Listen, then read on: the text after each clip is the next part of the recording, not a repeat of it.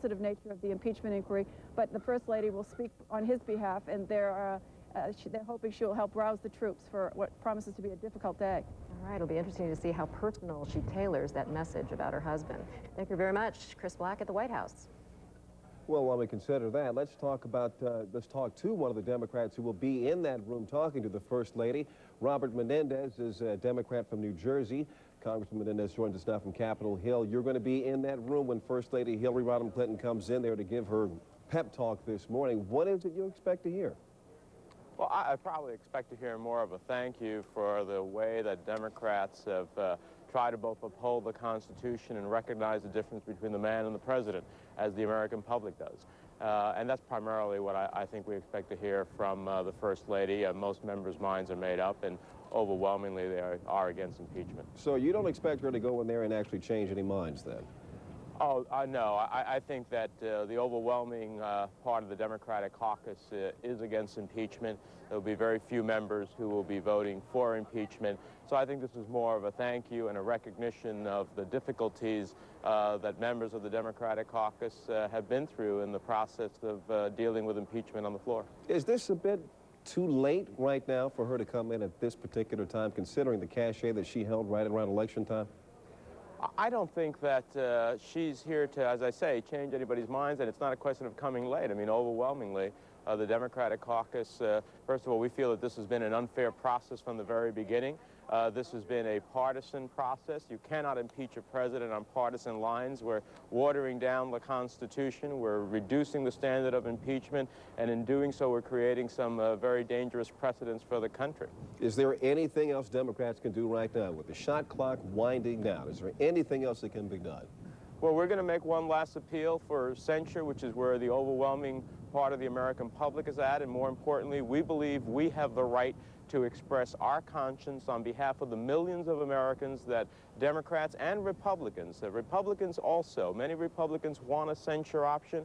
If in fact the Republican leadership would allow us simply to have our right to express our conscience on behalf of the millions of Americans on the floor who we represent, then many Republicans would be voting for censure and not for impeachment. But the leadership knows that. They want to have this impeachment drive-through at any cost, and they're using the Constitution really as a political tool. And I think that that is a very dangerous precedent. We're going to push at the very end, motion to recommit for a censure, a strong censure that would sear for all time in history a strong punishment on the president, but at the same time differentiate between the man and the president as the American people have. Let him stay in office, finish his work, get on with the nation's business. All right, Congressman Menendez, we thank you very much for the sampling of what we'll hear later on today in the Capitol. Thank you very much for your time today. We will cover both sides of the aisle in the impeachment debate. Coming up next hour, we'll speak with Republican Congressman Bill McCollum of Florida. As you know, it's been more than 100 years since the House impeached a president. So is the process moving along the way the Constitution intended? There are a lot of ideas about that, and we will talk with an expert when CNN Early Edition continues. Don't go away.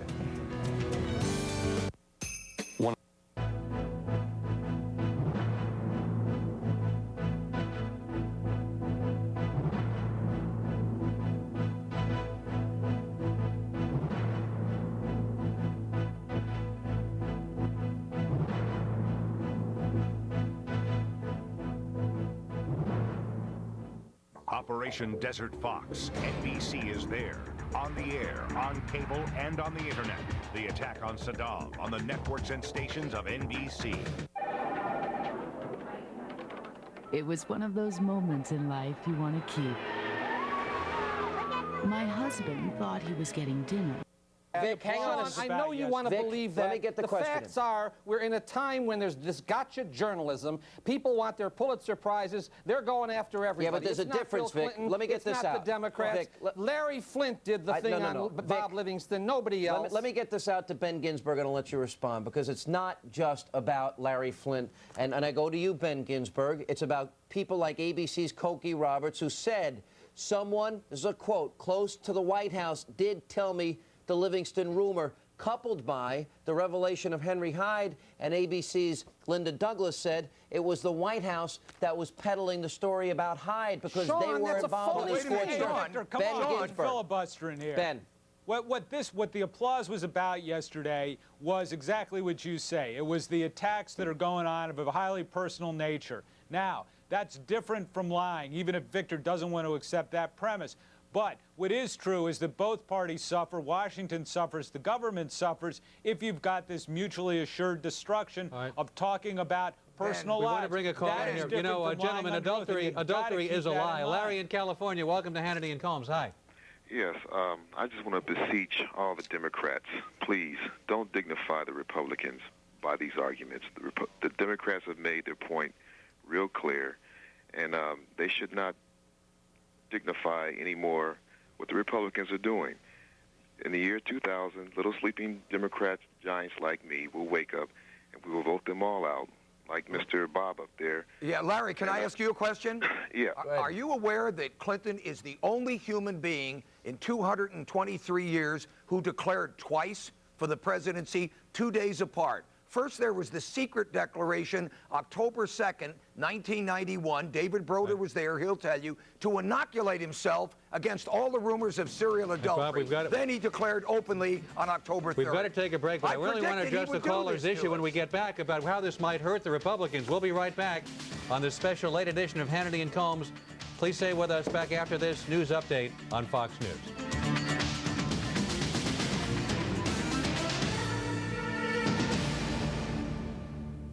Hoover presents the Deep Cleaning Steam Vac Ultra for the day Aunt Clara comes to babysit. So the divisions over Johnson's impeachment, I think, reflected divisions in the House and the Senate, and also really in the country. And I think in a certain respect, we see the same things now with the Clinton impeachment. Tell me what you did see, because it seems in general the impression, certainly amongst the American public, is that people really aren't taking this very seriously. How did you read yesterday's debate? Well, I got the sense that the members were taking this very seriously. The Republicans were very, I think, committed and very consistent with respect to their argument that the president has violated the rule of law and that impeaching the president needs to vindicate the rule of law. The Democrats obviously insisted that this was a byproduct of an unfair process and really perhaps hatred for the president based on things that really had nothing to do with the merits of this situation. So do you think the debate yesterday lived up to its historical significance? Well, I think in some ways it did and in some ways it didn't. It certainly lived up to it in the sense that it was a very, very serious discussion. I think it, I suppose, can be questioned in future years. It can be questioned on the basis of whether or not the members were really talking about this particular case, or whether this particular case, particularly on the part of the Republicans, has been generated by something more than just the merits of the situation. CNN's congressional correspondent Bob Franken just reported that should this actually go to the Senate, that there is an option for the Senate to bring this to a screeching halt. Does the Constitution provide for that? Well, the Constitution doesn't talk about that directly, but I think Bob... 9. It comes fully equipped with Hoover's allergen cleaning detergents. And if you order now, you'll also receive a... Just you 24 hours a day. Trade for $14.95, a price you can appreciate. So click with Quick. www.quickwaynet.com. Have you outgrown your current position or find yourself unemployed? Then it's time to look in the National Business Employment Weekly. You'll find top jobs with top companies and advice on landing them. Order 8 issues for only $38, and you'll also get the job search guide free. Look in the... Until after the decision about conviction has been made. If the Senate decides not to convict, then obviously the time is appropriate to consider censure. All right. Thank you very much, Michael Gerhardt, for the background on today's very historic proceedings. Thank you. Thank you. All right, we're just at the tip of the iceberg right now. There is much more as this early edition special continues. Just ahead, we are going to have the very latest from Baghdad.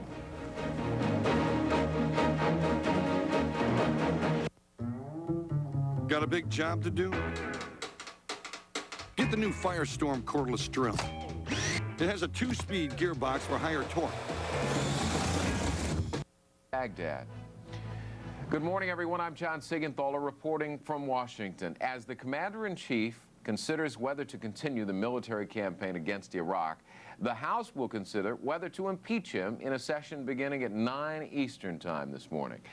Now, First Lady Hillary Rodham Clinton is expected to visit Capitol Hill right before the session to rally Democratic support, and sources say Democrats are planning to stage a walkout to protest the GOP's refusal to allow a vote on censure. And later today, we will hear from President Clinton himself, who plans to address the United States on the subject of impeachment. But first, the president's national security advisors are expected to brief him sometime today on the success of the overnight airstrikes in Baghdad and discuss how much longer those strikes will continue. Let's go to NBC's Bob Kerr, who is at the Pentagon, to tell us what the... First, there was Chevy Suburban.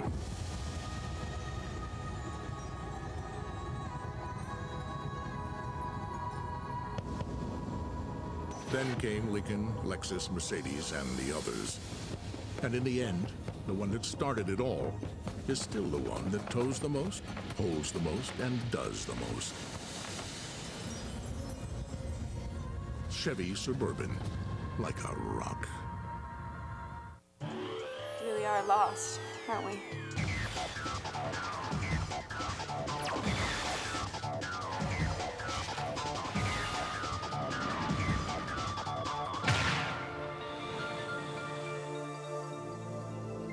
Gravity harnesses now.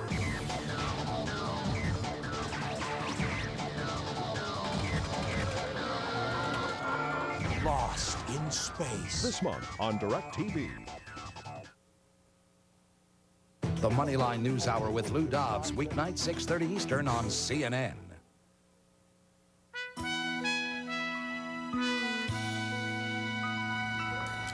Hi, good morning. Welcome back to CNN Center in Atlanta. This is Early Edition. It sure is, and I'm Carol Lynn. Good morning, I'm Leon Harris. It is Saturday afternoon in Baghdad. Right now it is 32 minutes after 3 p.m. And Iraqis have had a good look at the damage from a third night of fierce airstrikes. For the latest now, we're joined by CNN's Brent Sadler, live in Baghdad. Brent?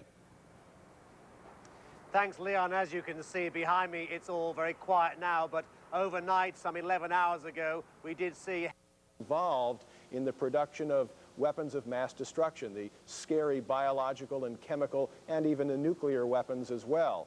We're not sure, they're not sure where these weapons are necessarily, and in fact there was a time to cast their historic votes. And joining us in Washington, Ben Ginsburg. He's former counsel to the Republican National Committee, Democratic strategist Victor Camber, and in Los Angeles, former Republican Congressman Bob Dornan.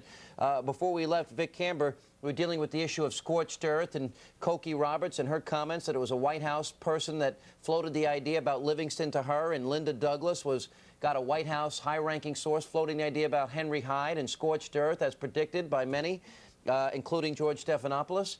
And, you know, even during the break, I'm talking to you, and you hear about names in the National Enquirer of Congress people. You want to talk about that? Well, yeah, two things, let me say. First of all, Sean, in this town, people talk about gossip about people. You've heard, I mean, if somebody is fooling around, people talk about it. That's not a setup by the White House or this or that.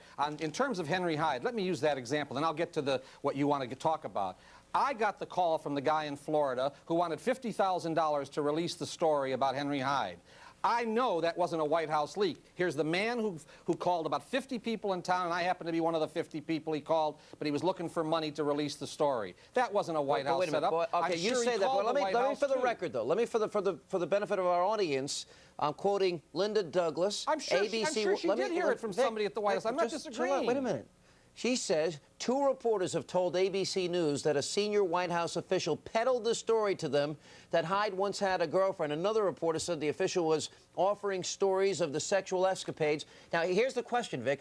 It's the government. It's the White House. If anybody dares disagree with these people, look, we got Barr, we got Burton, we got Hyde, we got Chenoweth, now we got Livingston. Sean, who's next, Vic? You don't want to hear me. I'm agreeing with you. I don't doubt that somebody at the White House said something, but it wasn't a strategy by the president or his people to do it. In this town, people sell gossip. People talk for the sake of talking because it makes them seem important. When the government does it. Look at the chain of people who have just had their reputations torched as soon as they stood deserved up against this president. What are you talking about, Ben? When you start taking on the president of the United States for his sex life, you better be purer than Bob Caesar's Dornan, wife. let me ask you. I think I have a way to clear this and get away from sex. the most famous story in law about getting a huge criminal on a little incident is Al Capone going to Alcatraz on income tax. Now, I hear what Vic is saying. Suppose all the FBI agents nailing Capone on income tax were themselves cheating on their income tax. Right, Vic? Let's talk about So one side screams liar, and the other side screams hypocrite, liar, hypocrite, Bob Dornan, liar. Bob, if you've got these big skeletons in your closet, don't stand up as a leader. Bob Dornan, Just if you're sit in a on the back congressional bench. race, if you're running a congressional race and you know that your opponent was an adulterer, would you let them? Oops. Notice the shaping. No right angles. Everything is sloped. Enemy radar is fooled. When you spy on radar with this type of shaping, you will not look like a destroyer or a cruiser. You will look like a fishing boat. If so, it's an 8,900-ton armored fishing boat with cutting-edge technology and a deadly arsenal. And we are now on board the USS Donald Cook, the destroyer we just took a look at. Behind me, if you can see them, are the hatches. There are 90 of these on board this particular destroyer. Those hatches are where the missiles are actually launched from, the Tomahawk cruise missiles. And as you heard, and what we've been told by U.S. military authorities, is that these Tomahawk cruise missiles are now so accurate that a missile here could be launched from this ship here in Norfolk, Virginia, sent down to Miami, and actually landed in and destroy a garage, a single car garage, they say. I'm Brian Cabell, CNN Live in Norfolk, Virginia. That is accuracy. Well, the Pentagon is using some high technology also to assess how much damage is being inflicted in Baghdad. We're going to take a look at some of these assessments, and we're going to go to Washington and to CNN's military analyst, retired General Richard Neal. Good morning, sir. Morning, Carol. Can you tell so far how much damage has been inflicted against Saddam Hussein with these airstrikes? Well, I couldn't give you... Continue the special edition of Hannity and Combs. Thanks for being with us. Got a new product here, and all I want to do is wash your hair. Hi, here in beautiful downtown Miami to find out what people think about new Perk Plus. I'm going to ask this lady, excuse me, ma'am? And whether the U.S.-led forces will go in for a fourth series of airstrikes. I think over the course of the day, they'll do their battle damage assessment, do the photo imagery, take those results, and then see if, in fact, there's a need for a further restrike or attack of new targets. So when all is said and done, how is the United States going to assess whether it is mission accomplished, that they were able to inflict as much damage to Saddam Hussein's Republican Guard as well as his military infrastructure so that perhaps troops can then pull out? From what we've heard and seen, they're going to judge it based on the damage done to those those facilities in which weapons are either stored or could be produced, and then also his warfighting capability to strike out at his neighbors. I think as they go through the day, they'll be able to get a pretty good picture of exactly where they stand towards mission accomplishment, and then pass that on to the civilian masters, and the decision will be made. Speaking of pictures, can you really tell by these aerial reconnaissance photos exactly what happened on the ground, since we're really not going to have, the United States isn't going to have really anybody there in person to assess what was in fact done? Carol, I can't. I'm not that good with it, but these young folks that they have wearing the uniform, they can, and they've been trained, and having watched them at work during my prior military service, they just amaze you at what they can see and the level of detail they can draw from those pictures that they take. All right, thank you very much, General Neal, this morning. We'll be checking with you throughout the remainder of this military operation. Appreciate you. 21 now before the top of the hour. There is much more to come on this special CNN early edition. Indeed, you're about to see live pictures of Chicago's O'Hare International Airport, and that is our next stop as we sample public opinion on a busy news weekend. The happenings on the Hill. Tonight, the attack on Iraq. But so long as Saddam remains in power, he threatens the well-being of his people, the peace of his region, the security of the world. Keep informed. Stay with us all day Sunday for continuing coverage, expert analysis, and reactions from the UN, the Pentagon, and Baghdad. Fox News Channel. We report, you decide. Welcome back to Hannity and Combs. I'm Alan Combs. Lots more to come tonight. Your calls and video graffiti are still ahead. Right now, we're discussing the impeachment crisis. I was laughing because we were talking about your new baby, and your baby watches the show and disagrees with everything I say. I said he cries whenever, you know. He cries whenever I speak. Exactly. You know, I want to go back to Ben Ginsberg. Ben, Well, you know, this issue of the messenger versus what the messenger is talking about, if indeed adulterous actions took place, and we can argue about whether it came from the White House, Victor Canberra's information that it didn't come from the White House, but who's more to blame? The person committing the adultery or the messenger who gets that word out? Who do you blame more for that? Isn't the adulterer more of a sinner than the person releasing the information? Here's what's true. Bill Clinton did some stuff as President of the United States. In order to start defending himself from those charges, any number of people who have sort of gone after Bill Clinton and criticized his actions have found their personal reputations trashed over. What is true is that in order to defend Bill Clinton, his apologists have had to take personal shots at an awful lot of people who are arrayed against him. Now that, unfortunately, is a debasement of the debate. When you go to the fact that the commander, the chief law enforcement officer, was lying under oath and end up attacking personalities, somehow, somewhere, the discourse of this country is being damaged by it. But now, if the president had never been with the intern and then lied about it, none of this would have happened. There's something called prosecutorial discretion. And go ahead, Victor. No, you may be right, Ben, and I abhor where we are in this process, but the fact remains, a person who's had a child out of wedlock, a person who's had an affair for 5 years, a person who's had who speaks before a racist organization, those are legitimate grounds to talk about when those people are attacking the president on his sex life. You guys don't give him the benefit of the doubt, but it doesn't fit what we're discussing here, and nor would we be here today if that was the only issue. But I want to go to Congressman Dornan. Congressman, I have yet to ask you about the timing of the armed conflict that we're presently having with Iraq. You know that in August, Monica Lewinsky, Linda Tripp go before the grand jury. We get into an armed conflict with Afghanistan and Sudan. We end up bombing an aspirin factory. Similarly, are you concerned this is a wag the dog scenario?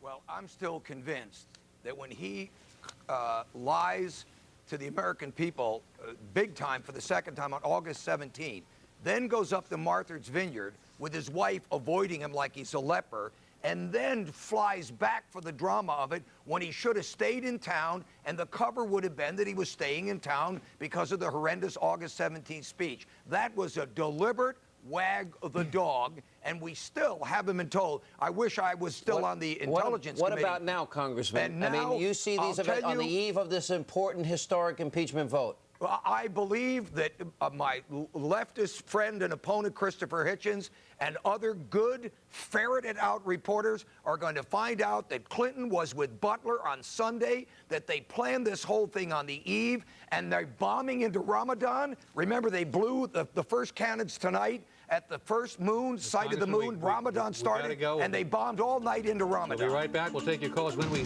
come back. Stay with us on Hannity and Combs.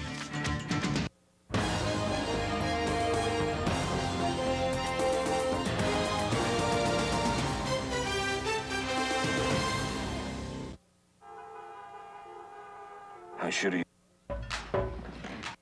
About the Iraqi attack, do you support that?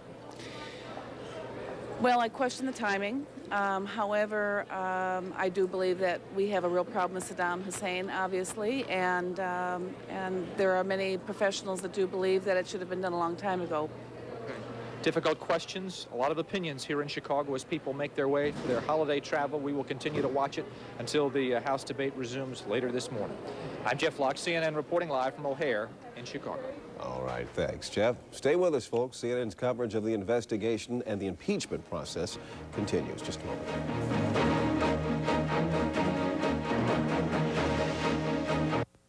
For years, the photo center at Walgreens has been known for quality photo processing. Now, with the Susan, Julia, Michael. This holiday, you can't miss the year that was entertaining.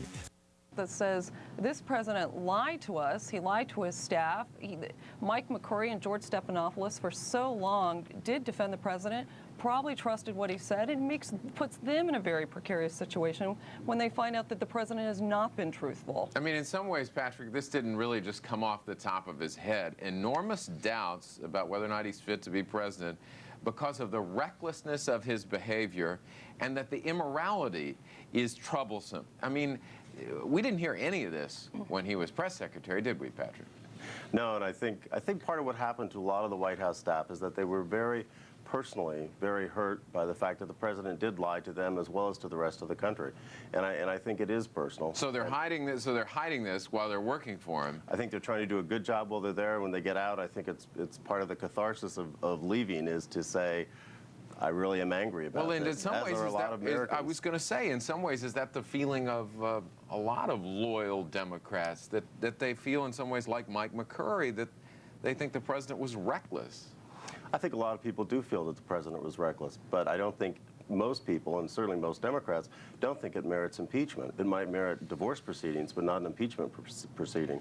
John, you bring up the operative word here, and that is loyalty, because in Washington, nothing is more important than loyalty. Whether you work for a member of Congress or you're working in administration, you've got to have trust, and you've got to have a sense of doing the right thing, because that's why you're here in Washington, for power, not to make money, but there's got to be a sense of loyalty that perseveres. Well, the Republicans apparently are loyal to their party, because there are many moderate Republicans who suggested they might not vote for impeachment, who apparently have voted for impeachment. What sort of pressure are they getting? Some suggest Tom DeLay is twisting some arms on Capitol Hill. John, I really doubt that. I think it all comes down to one's constituency. When you work up on the Hill, you can appreciate the magnitude of mail and calls and emails and faxes and all these things that weigh into a member's decision. We see a lot of members like Representative Chris Chase who put enormous effort into going back to his district, holding town meetings, really hearing what his constituents have to say. He came out and said that there was strong support for impeachment. There was support against impeachment as well.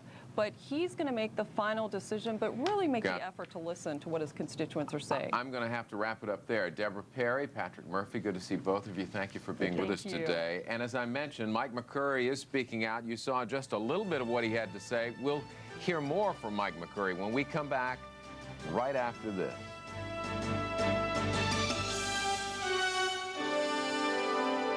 Is the House vote the end or only the beginning? The behind-the-scenes battle of the impeachment debate. Join Babe Buchanan and Lawrence O'Donnell on Equal Time. Tonight at 10 Eastern on MSNBC. Today on NBC, the most extravagant family Christmas show ever staged on ice. Best Buy presents Mannheim Steamrollers The Christmas Angel. Hosted by Olivia Newton-John and Chip Davis, this enchanting family story stars Dorothy Hamill, world figure skating champion Elvis Stoico, and an international cast of champions with your favorite Mannheim Steamroller Christmas classics. Today on NBC, Mannheim Steamrollers The Christmas Angel, 3 o'clock Eastern. An historic day. And a last-minute head count by the Associated Press now shows Republicans will have the votes to impeach the president. And Hillary Clinton plans to rally Democrats behind her husband in a Capitol Hill meeting this morning. But a man who was one of the most visible members of the Clinton administration is now, as we've seen, expressing reservations about his former boss. Former White House Press Secretary Mike McCurry gave an interview to the BBC speaking out about what he calls the president's recklessness. This time last year, we had all the promise of a year ahead with an invigorated second term, a talented, energetic president who looked like he was going to rally the country to a new program, and things were really cooking. And here we are a year later, and we've gone through just an awful travail. About him, I feel the way I think most Americans, and probably his own wife do, deeply disappointed and hurt and a bit flabbergasted that he could be so reckless. But I don't think there's anything that I would say about him that he probably hasn't said to himself. And that's part of the tragedy of it all. In 1992, you backed another candidate for the Democratic nomination, and you... And as Jeff found in Chicago, there are a lot of different opinions here. Let's start off with Bob very quickly. What do you think about the impeachment debate? I believe he should be impeached. And why? Because he lied on and to the grand jury. And have you been watching the debate? Somewhat, yes. Harry Feinberg, you have a stand here at the market. I think you have a different opinion on this. Yes, I do. I think that I see this coup or duty. I don't know what the duty is. I think the Republicans have lowered the standards of the Constitution. If they call perjury a high crime and misdemeanor, that could mean in the future that if a woman was president and lied about her age, and took an oath and lied about it, she could be impeached. This is what's happened. They've lowered the standards with the fathers, the Constitution initiated. It's high crimes and misdemeanor. It means about treason. It's doing with treason in the company. This has nothing to do with treason, nothing to do with putting the IRS or the FBI on people. This is a crime of humiliation from the president who lied about it. Any other person probably would have done exactly the same thing. Many of the members of Congress probably would have acted exactly the same as the president. Harry, thanks for your time. Thank you. John, what do you think about it? You've been watching the debate and considering this situation for quite some time. You told me you're actually getting tired of it. What do you think should happen? I think he should have fessed up to his, the things in the beginning. It is a moral issue. I don't think I would ever teach, my children to act the way he does. He has a moral obligation as our leader, other countries who watch us. And should he be impeached? I believe he should. Okay, thank you very much. Appreciate it. And Nancy, what do you think? I think that he should not be impeached. I don't think he committed any high crime, and Potential discussions with his attorneys, but he more or less assured. I'm constipated. I don't think so. Whole story in the end, everything will be okay. And I think he believed that. I think when he said that, he believed it because in his own mind, he had avoided certain types of behavior, certain types of sex that in his own mind were like less troublesome, less problematic. A quite stunning interview this morning with the BBC. Mike McCurry resigned from the Clinton administration in October. When we Sunday on CNN Newsstand, it's a dirty little secret. Big city cops under pressure to clean up the streets, lower the crime rate by not reporting crime. The only way you can reduce crime after it happened is on paper. Plus, a follow-up on Islamic militant Osama bin Laden, and 2 American citizens charged as members of bin Laden's terrorist conspiracy, and the 1998 Time Man of the Year on CNN Newsstand, Sunday 10, 9 Central on CNN. Today, America braces for events in Iraq and on Capitol Hill. Count on CNN for complete coverage. Live coverage begins today, 8 Eastern on CNN. 911.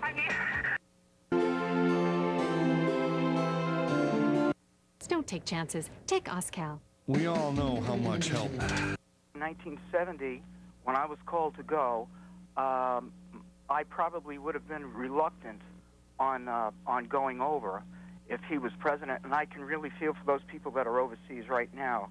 And one more thing, I speak to a lot of people in the course of a day because I'm a salesman, and everyone I spoke to said he should leave.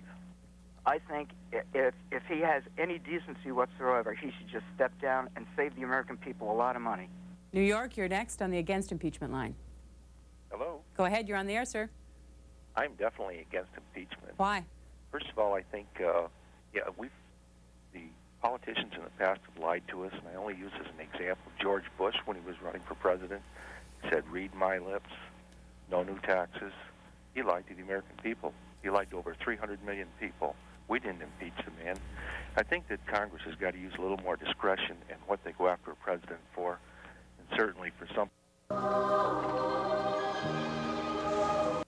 Hello. Hi, Paul. Yeah. Greetings from Utah, Shaw, where Clinton came in second and last in both elections. I just wanted to say that the reason that they cheered Livingston is he didn't lie about having sex. That's right. By the way, Congressman Cannon is a great Livingston only came forward because he got caught. He didn't do it voluntarily. Tom in Ohio. How are you, Tom? Yes, I'm fine. Thank you. Thank you for calling. What I wanted to say is I've heard repetitively today from the Republicans about how this is the most important thing other than Iraq, and they have to do their duty. If they have to do their duty, why didn't Speaker Gingrich or Speaker-elect Livingston show up to run the debate today? That's a great point. I think the Republican leadership, that happens all the the Republican time. leadership, this is important enough that the Republican leadership should be there. The Speaker of the House should be sitting in that chair. Cheryl in Georgia, hello. Yes, hello. I think that the Livingston situation could be virtually the same as the Clinton situation. All you would need is $40 million, right. 4.5 years of obsession, Ken Starr, unlimited subpoena power, and the FBI. Cheryl. And if you want to know why black people don't go along with don't turn this into a race issue. One sentence, that's it. Cheryl, he wasn't under oath. He didn't lie under oath. It's not perjury. It's not obstructing. It's not coaching a secretary. It's not affirming false affidavits. Adultery is not okay, whether it's under oath or not under oath. I'm condemning it. It's still not okay. As a matter of fact, I agree with Congressman Livingston to step down? That wouldn't bother me at all. You know why? Because he's the one that set the standard for Newt and said, well, you're hurting the party. Livingston, time to go. Laurie's in Texas, how are you? Unlike you guys, not one of you will say the president should go, and he's lower than I don't think he should go. I don't think Livingston should go either. Laurie's, how are you? Fine, how are y'all? We're all doing fine. Oh, thanks. I just want to say that I noticed a lot of ambiguity today on the Democrats' part, because out of one side of the mouth they were saying that it was political suicide to the Republicans, and out of the other side of their mouths they were saying that I think it is political suicide for the Republicans, and you can believe it's political suicide for the Republicans and also believe it's the wrong thing to do. I can't wait to see the Daily News Sunday morning. Yeah. Crybaby Democrats. I can't. Go ahead, make my day. I agree with you, Sean. We agree. I don't think they should walk. You know what? Don't let that out. All right, Kelly in Indiana, hello. Yes, Indiana also carried Bush back then, too. Yes, so sir. we Clinton never become president. By the way, I'm a fourth-grade elementary school teacher. How in the world do I justify what Clinton's doing to my school? You know, but let me answer that, Kelly. I don't think you have to. You shouldn't justify what he's doing, and nobody is supporting what Clinton. Nobody is saying. We Democrats are not saying what he did is great. We're just saying that he shouldn't be impeached for it. This is not an impeachable offense. Listen, you worry about the Republicans in 2000. We care about the Republicans. I care about you guys. I think you guys will become the party of obstruction of justice, the party of multiple perjuries, Sean, the I'll party. tell you why that's wrong. Let me finish. The party that affirms false affidavits. And you know what? I think you guys have something to be concerned about. Nobody is supporting perjury, obstruction of justice. First of all, that's got to be proven in a court of law. Debbie Washington. Wait a second. The Democrats are not saying that that's what we are. How are you, Debbie? Real good. What's on your mind? Well, it's about the walkout. I have a real hard time with this. In a time when our country is in so much turmoil, how dare our elected officials on either side, it wouldn't make any difference to me, decide to walk out, the big crybabies, bad or indifferent. Good. Let the crybabies take their bats and balls and let them go home and watch it backfire. That's my prediction. This should not be such a partisan process. I understand why they're... And on this historic day, in our next hour of Early Edition, Frank Sesno, John King, Candy Crowley, and Jeff Greenfield join us from Washington. That's right. The team just gets bigger. And former National Security Council advisor Brent Scowcroft is going to join us live, give us an update on the strike against Iraq. We'll have that and more for you as Early Edition continues right now. This is CNN.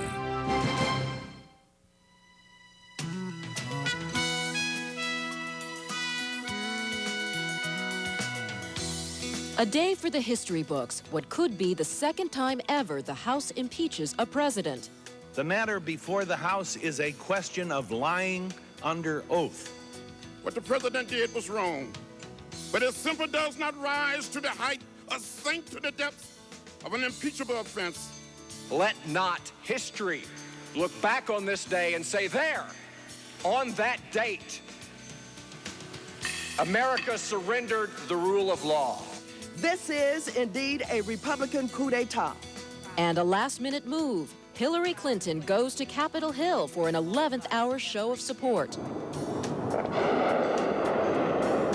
What you can hear now is another round of airstrikes on Baghdad. Our other top story, a third night of airstrikes against Iraq. More cruise missiles fired than during the Gulf War. Is this assault going exactly as planned?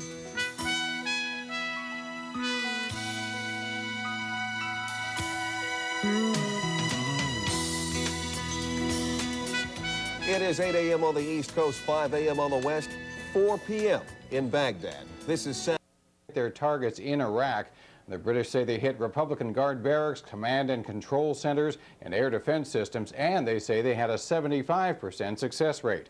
The U.S. and British attacks lit up the night sky in the Iraqi capital just hours before dawn. We have some pictures of that. There you see the explosions going off. The attack consisted of air office building in about a half an hour, and they are expecting to have a very lively session. It's going to be a real pep talk. They expect to come out fired up. They'll of course talk at the microphones here. They then go over for the 9 o'clock session. There will be some procedural things that they have to do. They probably won't get to the actual debate until 9:30 or so. An hour of debate. After that, they will spend another 10 minutes, perhaps more. You know, these White House for Capitol Hill to address Democrats supporting the president. And now, our other top story, the strike against Baghdad. This is a live picture where, again, it looks like a normal afternoon. But this was the scene overnight as cruise missiles streaked across the sky and, according to the Pentagon, hit many of their targets. The Pentagon also tells us this third... Hi, I'm Bill O'Reilly. Thank you for watching us tonight. The next time you hear someone say it's just about sex, act insulted. That's the subject of this evening's Talking Points memo. Looking over the formal articles of impeachment against President Clinton, one thing is very clear. The president is charged overall with subverting the justice system of the United States, and that has nothing to do with sex. The most damning accusation against Mr. Clinton, in my opinion, is Article 3.5, which says that during his deposition in the Jones case, Mr. Clinton allowed his lawyer, Robert Bennett, to state in front of Judge Susan Weber Wright that absolutely no sex of any kind occurred between the president and Monica Lewinsky. As you know, months later, Mr. Bennett, in order to keep his license, had to file an affidavit with the court saying the president had lied to him and Judge Wright. And that's what this impeachment is all about, a president lying to a judge, to a grand jury, and to the Congress. Talking Points believes the evidence is overwhelming that President Clinton did that, thereby subverting America's legal system, and so impeachment. Whether he's convicted is another matter. That also has nothing to do with sex. And that's the memo now for the lead story tonight. Is impeachment fair to the president and to the country?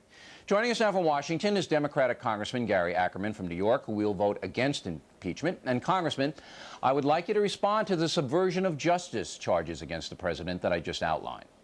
Well, I think you set the stage for me to say that it's not about sex, but I'm not going to fall into that trap. The underpinning of what the president is accused of lying about, indeed, is sex, as you know and I know and the American people know. But the real question is this fair to the president, which is the underpinning of your question. The president did wrong. He lied to the American people. Whether he committed perjury or not is something that the lawyers and the judges are going to have to figure out.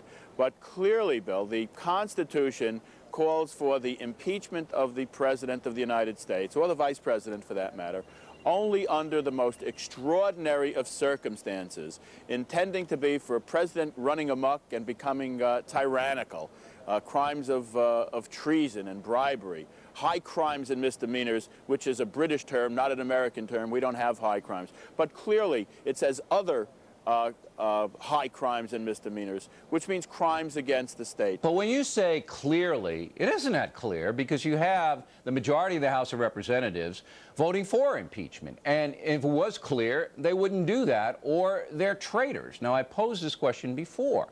Do you respect the opinion of the other side, or do you accuse them of harming the United States of America? I greatly respect the opinions of the other side and all those who might disagree with me, but I think that the consequences of their action are indeed going to be harmful to the country and harmful to the very process of impeachment, which usually is a very, very high standard of impropriety. Well, that is what is going to be fascinating about the Senate trial, whether the senators are going to say, we have a sitting president who committed a crime, because I think that it is quite clear that he committed a crime. When you say it's quite clear, the bar isn't high enough, I say it's quite clear he committed a crime. Now, I've gone back over all the presidents in the United States, all of them, including Andrew Johnson, who was impeached. None of them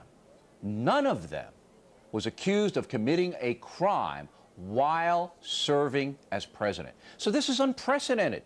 And if the senators do decide that he did indeed commit perjury and obstruction of justice and abuse of power, then what do you do with a president who commits a crime while in office? What do you do with him? You ask a load of questions, and they're all very, very good ones. First of all, the final and the ultimate question, what do you do with a president who commits a crime?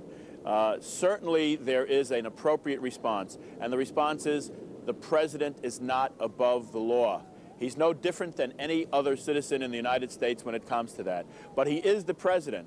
He has a different position than anybody in the world, anybody in the country during the time in which he serves. Clearly, the Constitution makes mention of how he and why he can be removed.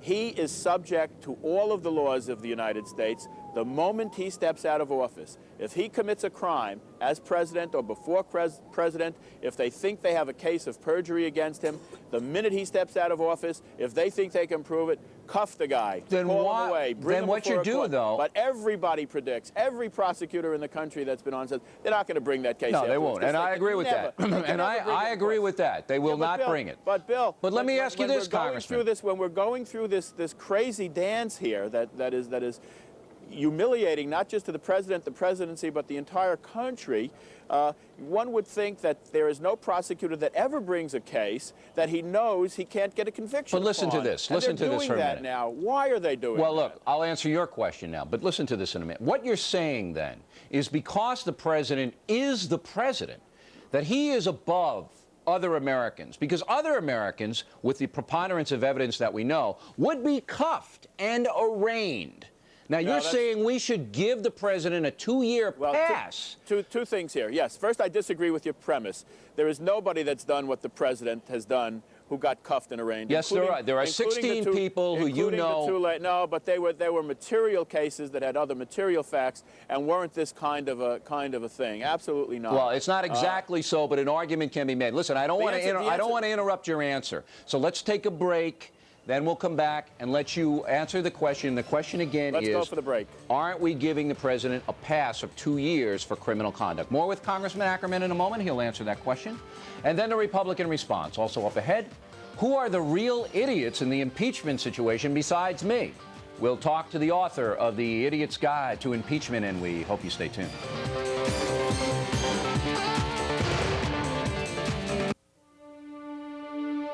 The new accurate behavior, impeachment is simply not appropriate. The president is guilty of conduct unbefitting his office. However, despite his actions, I do not believe they rise to the level of high crimes and misdemeanors. Aides say Mr. Clinton wasn't watching much of the historic debate. They say he was too busy doing the nation's business and monitoring the strikes against Iraq. He stayed away from TV cameras and reporters, but still cameras caught him smiling in a meeting with visiting European Commission leaders. I dropped in on the president to ask him what his mood was, and he reported it to be very good. So I asked him to account for the fact that it was very good. The president replied he was especially happy the U.S. had so far suffered no casualties in Iraq. The Christmas season was a time for good cheer, and he'd gotten 7 hours sleep. But no matter what the White House tries to say, the president's closest aides say he's fully resigned to becoming only the second president in American history to be impeached. They say he's already gearing up for a battle in the Senate. Wolf Blitzer, CNN, the White House. The battle in the Senate will be the most perilous of President Clinton's political career. It will be about his immediate future and about his ultimate legacy. CNN White House correspondent John King joins us now with how the president is preparing for that fight. John? Frank, as Wolf reported, the president resigned that his legacy will be forever scarred today. He will be impeached by the House of Representatives. The survival strategy now unfolding as the president prepares for a Senate trial, tries to find some way to strike a quick bipartisan compromise so that a trial does not drag out for 3, 4, 5, or possibly 6 months. The First Lady's trip to Capitol Hill in the next half hour is the first part of that strategy. We're told by our sources one reason she will go to the House Democratic caucus today is to hear directly from the Democratic members that they want her to fight. They want her to tell her husband to fight. Now, as more and more Republicans say that any impeached president should step aside for the good of the country. One problem for the White House as it deals with this chorus of calls for the president's resignation, a few Democrats trickling in there. Just yesterday, as they said they would vote no on impeachment, 2 House Democrats, Louise Slaughter of New York, William Lipinski of Illinois, said they thought it would be best for the president to resign if he is impeached. The Democrats desperate to keep those calls to a minimum to try to paint this as a Republican effort to smear the president. And now, of course, on the day Bill Clinton is all but certain to be impeached by the House. Not equal justice under the law? In effect, we would be. Your premise is correct. But think of it this way. If a pilot commits a crime while the plane is over the ocean, you know, at 36,000 feet or whatever, they don't drag him out of the cockpit and arrest him. They let him land the plane first because that's the mission. Here we have a president that was elected for a 4-year term, we have an escape mechanism if he's doing something or continues to do something that puts the country in jeopardy, that is treasonous, for the Congress to be able to take him out and reverse the election to the extent that he's taken out of office. But until then, yes, he gets a pass. All right, well, let me rebut that. Otherwise, if we don't, before you rebut it, and I know you're good at this, otherwise, if we don't do that, every citizen in the United States who, for any reason they might have in mind, can bring a lawsuit against the President of the United States that would have to be tried because you don't want to delay Well, you can justice. blame the Supreme Court for that, and I'm on your side. I thought that was a terrible decision by the Supreme Court. But again, amen. I mean, it's the law of the land. And once it's the law of the land, then you have to obey it. You can't say, we hate the decision, we're not going to cooperate, and that's what the President did. He didn't cooperate. But let's Bill, get back you're right. But before you ask this question, if you want to know who the idiots of impeachment are, it's the 12 people on the Supreme Court that said forcing a president to testify while he's in office in a civil matter would not be a distraction to the country. I mean, I'm not going to go as far as calling them idiots, but I did disagree with that decision. Now, let's get back to your analogy about the airline pilot. I submit to you, Congressman, that if the airline pilot was assaulting passengers in the plane, that he would be handcuffed and subdued, and that the co-pilot, who may be named Al Gore, would take over and fly the plane. Because to have a damaged, deranged pilot fly the plane might put the country in more jeopardy than to have that guy continue to land the plane. You getting my drift here, Congressman? I got your drift, Bill, but let me shoot it right back at you. That's assuming that the president or the pilot is deranged and is causing irreparable damage and has to be taken out, otherwise he will continue to cause irreparable harm. That's the difference in this issue with proportionality. That's what the Constitution provides for. If the pilot or the president is doing something that is dangerous or harmful to the country in allowing him to continue in office, you get him out of there. All right, well, there's two examples you can point to that the president is doing continuing damage to the country. Number one, when he bombs Iraq, 40% of Americans don't believe him when he says why he's going over there. His credibility among 40% of the population is shot. Number two, by subverting the law, by refusing to obey the law, as the president has done, and I think the Senate will find that he has done that, he sends a message to all of us that we can do it too. Listen, most of us in politics are thrilled when 60% of the people vote for us or believe what we say or support us on any given issue.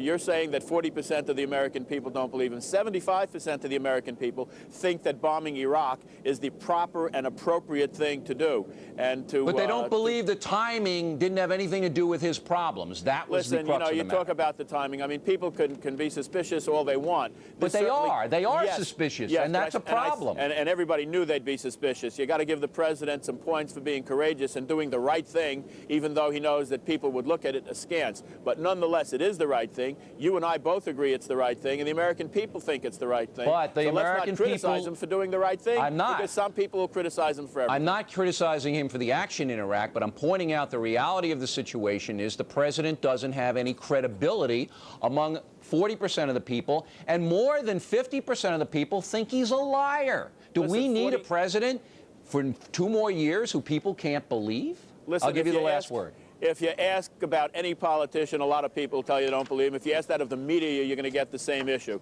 That's public life in the real world today. The president is doing a good job. The real proof of the pudding is in the fact that no matter what is happening there, no matter how many suspicious things happen, the American people, by a vote of 67% in every single poll across the board, says do not impeach him, punish him, spank him, take down his pants, whip him, he deserves it, but don't throw him out of office. Congressman, always a pleasure debating with you. Thanks very much. My pleasure, next, the Republican side. We'll have that in a moment.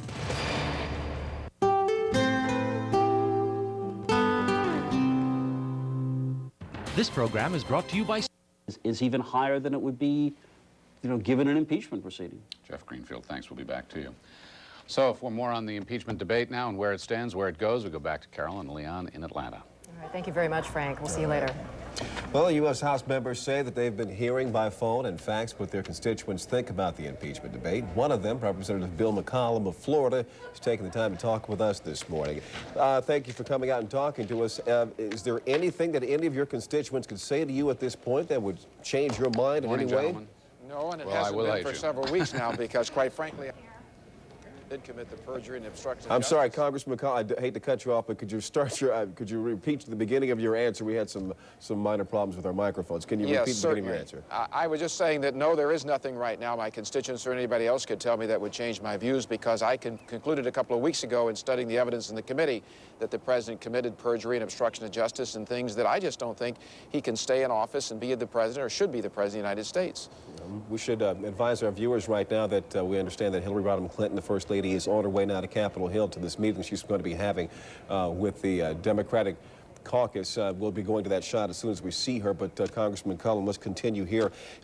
At this historic moment that's been orchestrated by your party, is there any concern at all at the droves of voters now who have been turned off by the way this process has been conducted? Frankly, we are not listening to the public at the present moment in that broad sense, because I believe that, as opposed to what I've heard a little bit of the comments this morning where people have said we're visceral with this or we're gut with this, it's not so. We're doing this because of very philosophical concerns of the dire consequences to our justice system if the message goes out there of toleration in this case. If indeed the president's committed these crimes, he's undermining the judicial system, the right of every citizen to go to court and have their day in court and have the truth be told in court and have justice be done. That's what we're concerned with, that there's going to be a terrible message and more people will commit perjury and obstruction of justice if this president is allowed to stand in office having done these things, and we know that he's done them. Now, when you say that, can you say that you are speaking for all Republicans, knowing that there were some who have even called for censure? I think that I'm speaking for the vast majority. I can't speak for every single Republican, but I can tell you I can for everyone on the Judiciary Committee who I spent lots of hours with. And I believe, listening to the debate, which I was on the floor for most of, managing part of it yesterday, I can speak for those I heard speak. There was a sincerity about it, a true belief. Now, that doesn't mean that Democrats aren't sincere. There's a different way of looking at this. Some people don't think these are impeachable offenses. I take great issue with that. I believe they're definitely impeachable. I believe that perjury rises at least to the level of bribery. We know that from the history of the country and when it was founded. And I believe that to fail to impeach the president, if you believe, as I do, that he has actually committed perjury before the grand jury, not just in front of the petty court in this case, would leave a terrible impression. He's the commander-in-chief. He's the chief law enforcement officer of the nation. He's going to stay in office having done this when other people would be in jail for doing it, and we know we have a lot of them there. That's a problem. Congressman Cullen, we thank you very much for your time and your thoughts this morning. We'll let you get on to work right now. Thank you very much. Thank you. Cheryl? Once again, the First Lady is getting ready to leave the White House. She is departing for Capitol Hill to speak to loyal Democratic supporters of the president before this historic impeachment vote. And we have much more ahead as well on Early Edition. We are going to talk with former National Security Advisor Brent Scowcroft. Listen to the American people. But the bottom line is that there's easily...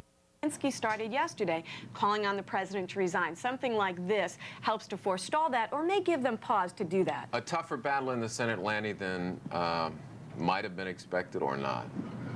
I don't think the battle regarding ousting the president is going to be difficult, because I just don't see senators throwing out a president who was reelected by the margins that Bill Clinton did. I think what's going to be difficult is going through the process to get us there. We need some wise people to come together. Bob Dole is the beginning of the wise people, but I think the Republicans will feel a need to at least follow the process a little bit further before the makings of an agreement occurs. We are going to follow the process here, thanks to you, Susan and Lanny, and we'll continue to watch this through the morning. We'll be right back after this.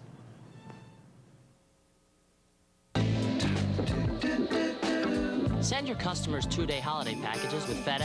Isn't it out? Well, you threw Nixon out, and Nixon was fairly unpopular with a lot of the intelligentsia. But answer my question, if you would, Congressman. If you're a senator and you're sitting in there in the Senate, would you chuck him out because he lied about the Lewinsky affair? Is that enough for you to remove a sitting president? I will vote tomorrow for impeachment on 4 points that are felonies, violations of the law, and I have not heard the information. None of us have heard of what will be presented in the Senate, but I'm going to vote tomorrow based upon what I have to do, and that's correct. Yes, I would. All right, so at this juncture, you would vote to throw the president out of office because of the Lewinsky situation? Well, once again, That is going to be a process. I don't know whether there will be, I don't know what information will be presented.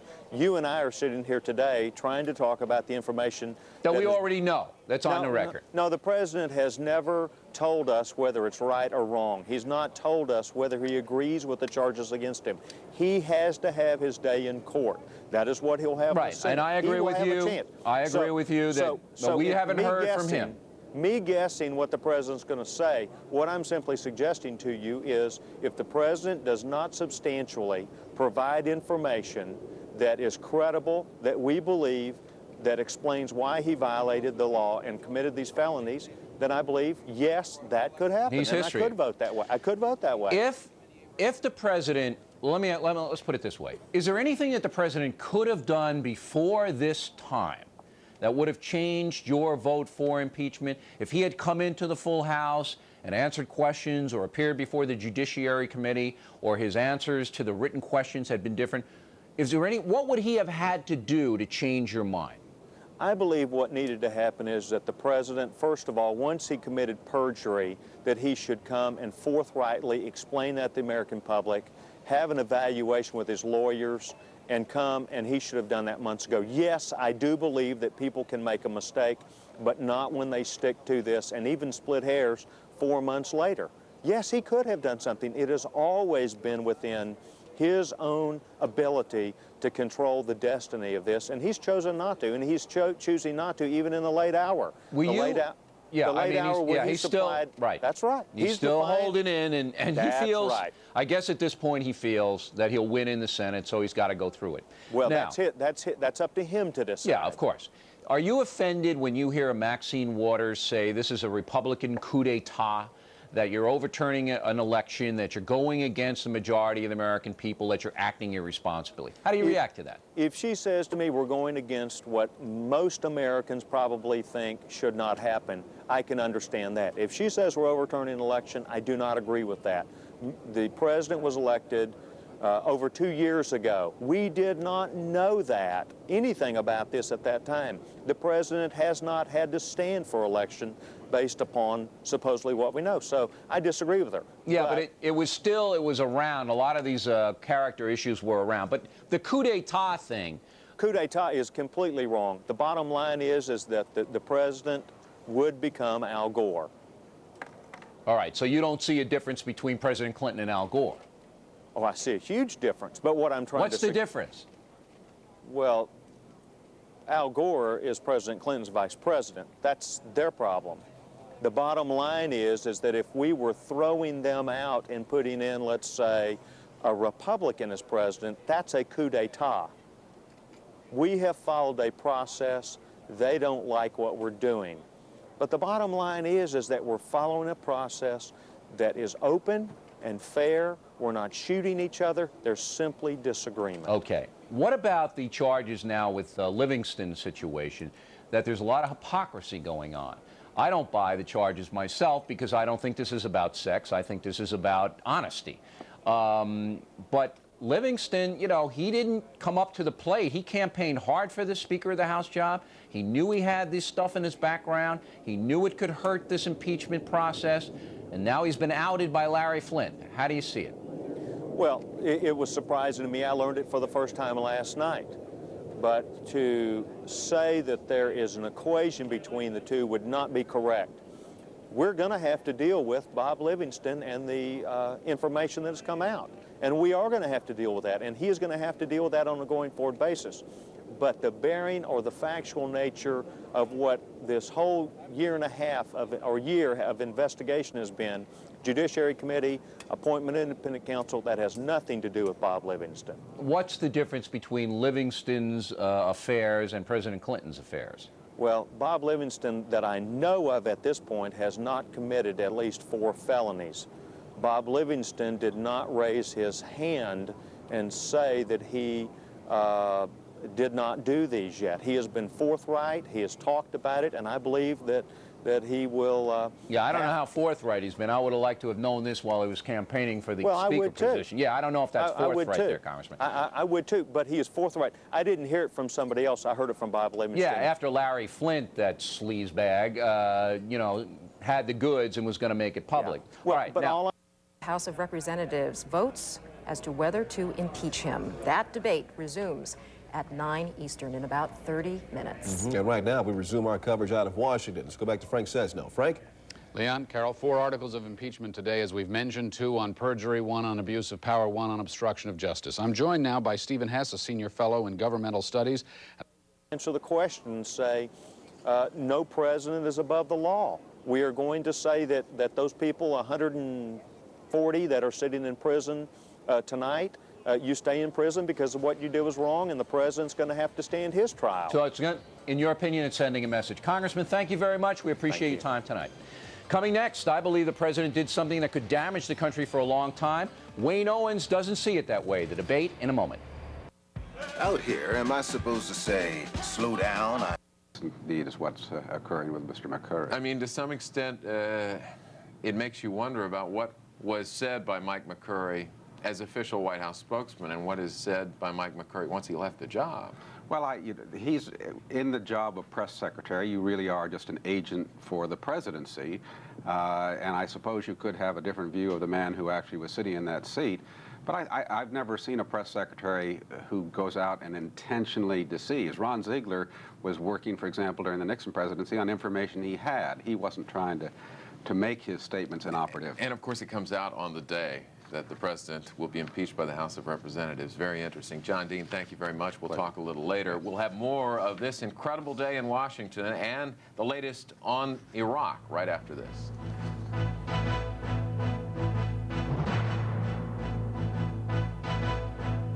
There's no vote to cut it off and cut a deal. But if it goes all the way through, is it days, weeks, months? Is it really the sky is falling, that this could tie up the United States government as we know it?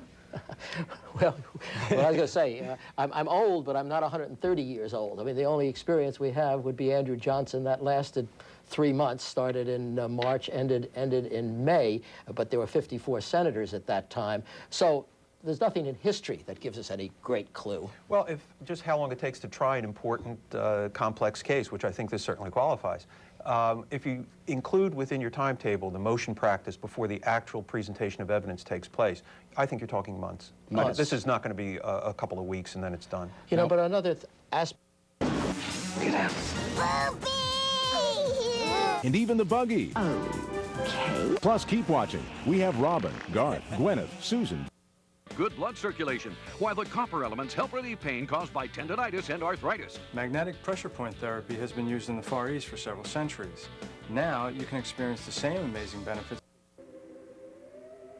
Those impeachment cases before the United States Senate, what was, now, obviously not a president, very different, but what was the dynamic, and if you were the president's counsel, how would you be approaching this case? Well, again, it depends on what your strategy is. It has many of the trappings of a trial. You put on witnesses, you cross-examine witnesses, you put in evidence, you argue the evidence, all of that is there. It's just in this sort of very strange, unusual context. My strategy, if I felt I had the votes, I think I would try to precipitate the issue very quickly, move to dismiss the articles, assume the evidence. Can you do that as a prosecutor? Sure. Can you do that as the counsel, or rather as the counsel? As a counsel, what I would do is file a motion. If I felt I had the votes, that's the key. If I felt I had the votes so that a 2/3 majority to convict would not be precipitated, I would file a motion before the vote, protesting the fact that censure is not an option. After the vote, they're expected to meet with the president. And at some point after that meeting, the president is expected to make a public statement. Also today, President Clinton will meet with his top advisors to decide whether to continue the airstrikes against Iraq. Meanwhile, Great Britain is continuing its hard stand. This is the latest video out of Baghdad of British airstrikes. Britain's defense minister says military personnel involved in Operation Desert Fox have attacked 100 targets so far. And he says the UK will cease fire only when Saddam Hussein cooperates. Millionaires Richard Branson and Steve Fawcett have reached Libyan airspace. This is day 2 of their attempt to circle the globe non-stop in a hot air balloon. Branson and Fawcett lifted off yesterday morning from a military base in southern Morocco. They should reach Turkey tonight. The flight's route was changed to avoid flying over Iraq. And finally, here is a turkey who escaped the holiday dinner table. A 12-pound bird named Christmas was introduced to snowboarding at Thanksgiving. Now he's in TV commercials for an Oregon ski resort. just in case you thought you'd seen everything. Stay tuned now, because at the top of the hour, we are going to begin complete live coverage of the historic events on Capitol Hill today, the House impeachment vote. But first, the O'Reilly Factor continues. Stay tuned.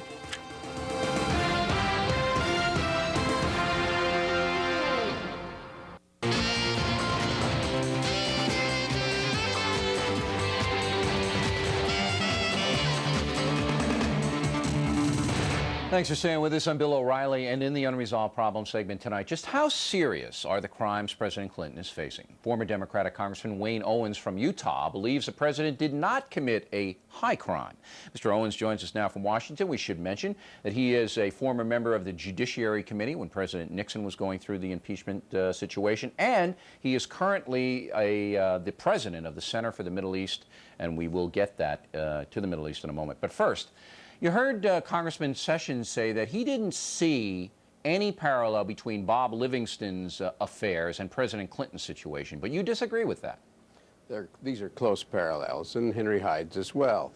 These are two very good men who carried on extracurricular, improper sexual relationships. We don't know how many.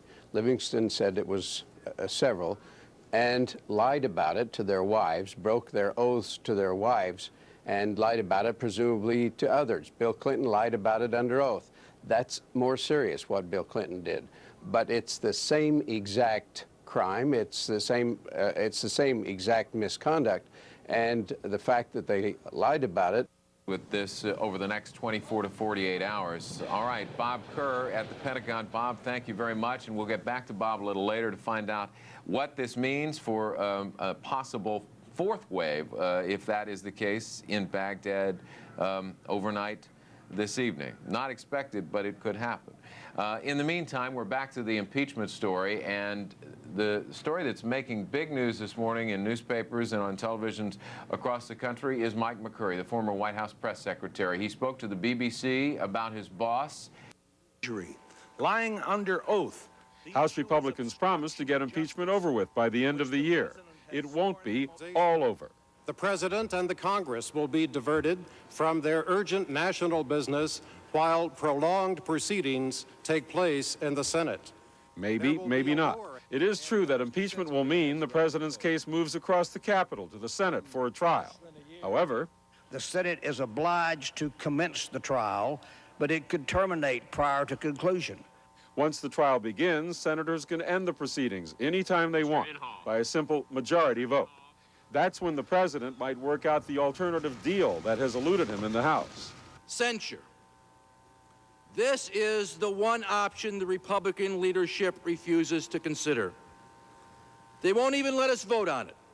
Top political figures in Washington from both parties, in and out of Congress, are already pushing for a censure deal in the Senate, what would amount to the president copying a plea. It can basically hold the trial in abeyance, as it were, and to take up other business, and the other business being the censure of the president. And then if there is, if that censure motion passes, then the Senate can reconvene the trial and then vote to acquit the president. Senate leaders will only acknowledge talking about procedures. I think we are. We've had good discussions leading up to our expectation that we may have to take some action. We haven't made any decisions. If the president is impeached in a few hours, as everyone expects, the House must appoint so-called managers, in effect, a team of prosecutors led by Judiciary Chairman Henry Hyde to take the case to Senate trial. But since the Senate will not deal with the case until next year, the managers will have to be voted again by the new House with its much smaller Republican majority. And it's possible that the managers would be rejected, in which case impeachment would be effectively blocked. So even after today's impeachment vote in the House is over. What you're doing right now, you take him through the process. But the bar, Henry Hyde said that the bar, that is the standard for impeachment, would be the same this time as it was for Richard Nixon, but Bill, it wasn't at all. The bar which we set, this standard for impeachment, which we set in 1974, was that the offenses had to be serious offenses against the system of government. These offenses of Bill Clinton's, as odious as they were not offenses against the system of government. Right. These were not presidential powers that were being abused here. I want to take a break, and then these were personal. This was personal misconduct. It's personal, which overlapped into the legal system. When we come back, I'm going to ask you this question. I'll give you time to think about it. Subverting the laws of the United States. What you're about to see is commentary from Christian Amanpour and myself from two good vantage points. What you can hear now is another round of airstrikes on Baghdad and the anti-aircraft artillery that is being fired in response. Let's listen.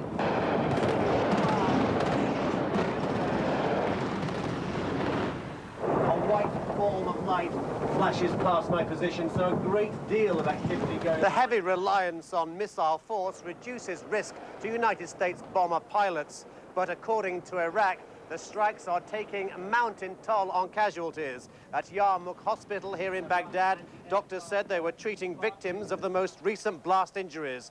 Patients said they had been caught by shrapnel from explosions centered on a ruling Ba'ath Party building, a confirmed target by Iraqi officials here. It's also claimed that hospitals have been hit by weapons in the southern city of Basra, in Tikrit, that's the family stronghold of Iraqi President Saddam Hussein, as well as the Saddam Medical Center here in Baghdad. The latest military communique we had from the Iraqi authorities a couple of hours ago stated that they had claimed to shoot down 23 out of 60 incoming cruise missiles during a 16-hour period between Friday and Saturday. I'm Brent Sadler, CNN, reporting live from Baghdad. Thank you, Brent. The bomb damage assessment is underway in Washington and London, and national security officials meet today with President Clinton to decide what happens next. CNN correspondent David Ensor joins us now from the Pentagon. David? Good morning, Leon. All the planes got back safely last night once again. Stop. Well, I certainly wouldn't predict what the Senate is going to do. I think that there is a larger possibility today that the Senate may move towards a trial and a possible... To quickly lift up stickers, labels, and tape. In second overall in the World Cup standings. Procedural right at the beginning. It kind of helps everybody get there, too, to have a vote like that right up front. Now, with the caucus starting, and we don't know, but I'm going to expect... Precision-guided, laser-guided weapons that hit the target straight on, but you also have to know the assessment yesterday, for example, was that 27 air defense targets, only 5 confirmed damage or destroyed, with 14 still being analyzed. Of 18 command and control targets, 12 damaged or destroyed. So there is still more to do, or there was as of yesterday in any case. And Secretary of Defense William Cohen last night made clear they're keeping their options open. There is no fixed end time. We intend... Obviously, lying about sex is... Complete coverage. Stay tuned. Continuing now with former Congressman Wayne Owens from Utah, who is the president and co-founder of the Center for Middle East Peace. We'll get to Iraq in a moment. I have one more question for you, Mr. Owens, about President Clinton. Shouldn't he be held in higher standard? If this were Everyman USA, I probably would agree that there would be no jail time. It might be prosecuted, it might not be. But if it lied in front of a grand jury, I think it would be. But the president, by his very nature, as a chief law enforcement officer of the land, shouldn't we hold him to a higher standard here? And if he does subvert the law, which I believe he did, isn't that enough to remove him? Of course he has a higher standard, but you've whipped yourself into a frenzy about sex and lying about sex, and you fail to look at the kinds of things that Richard Nixon, who is the only real relevant case here, committed and for which he was voted articles of impeachment in the Judiciary Committee. Richard Nixon directed the cover-up of high crimes, burglaries, into different offices. He assured the American people that he was investigating these crimes and punishing those guilty, and at the same time, he wasn't doing that at all. He was directing his staff on how to lie to the grand jury and how to pay $120,000 John Dean to keep Howard Hunt from blowing. He was directing 5 agencies subordinate to the presidency to commit crimes themselves to cover up what he had done. Now, those are high crimes and misdemeanors like the Constitution intended. lying about sex is a low crime and a low misdemeanor and stupid and should be punished. I mean, I have censure. It's not impeachment. I have to correct you on one point. I haven't whipped myself up to any sexual frenzy in quite some time. I didn't say but sexual you know what? frenzy. I'm still working on that. But I said you whipped yourself. All right. Into a frenzy I haven't been whipping about myself sex. at all. I go home and I go. Bill. I go home and I go right to sleep. I promise. It's now, a big difference. What about the Iraq bombing? What do you think about that? You know, a good friend who's an ambassador from one of the major Arab countries said to me yesterday when I said, is the president going to be able to get some support in the region for what he's doing over there, said to me, it's very tough when your majority leader and your speaker are saying that the reason he's bombing is to try to save him from being impeached. Yeah. So you know, it used to be that politics stopped at the water's edge. And when you had committed troops abroad, everybody supported the commander-in-chief. I did it for years on Vietnam, though I disagreed. They don't trust them. To further separate them from their duty of protecting Saddam Hussein, while the political logic is to stop with the arrival of Ramadan so that we're not subject to the charge that the United States also has contempt for Islam. General, let me broaden the question out, if I may. We've heard through two administrations that the problem is not the Iraqi people, but Saddam Hussein. President Clinton says as long as he remains in power. Not necessary. So you can't check your brains at the door, Congressman, here. But I want to know, is it morally right, in your opinion, because you are an expert on this, for the United States to bomb Iraq? Yes. We have to control the terrorism, and we have to control the terrorism which is the Saddam Hussein kind, where he's building weapons of mass destruction, nuclear weapons, biological and chemical weapons for use on his enemies, Israel, and his other Arab enemies, and ultimately would be delighted to use them against the United States. Yeah. Okay. And what's happening is if we don't strike hard and strike fast, he will continue to do it even more efficiently and more effectively. We have to hit hard. Okay, Mr. Owens, thanks very much for your expertise. We appreciate it. Thank Straight you very ahead, much. some viewers think I'm a complete idiot, so naturally I wanted to talk to the author of The Complete Idiot's Guide to Impeachment. Up next.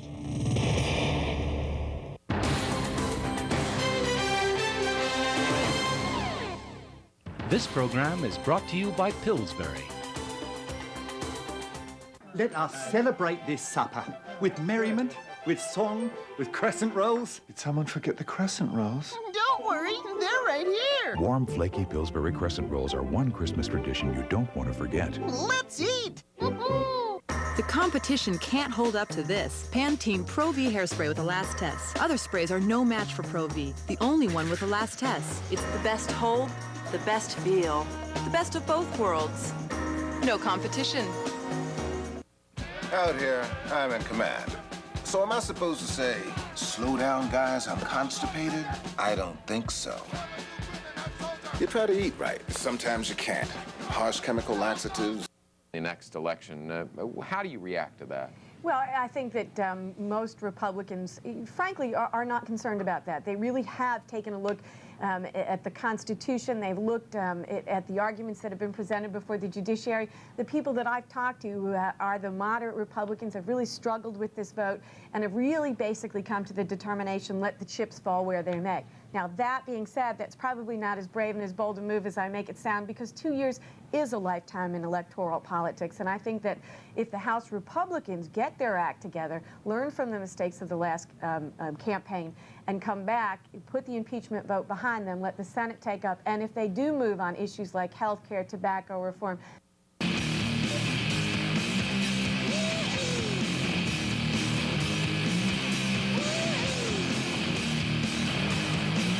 At the center of a great PC experience is a Pentium 2 processor.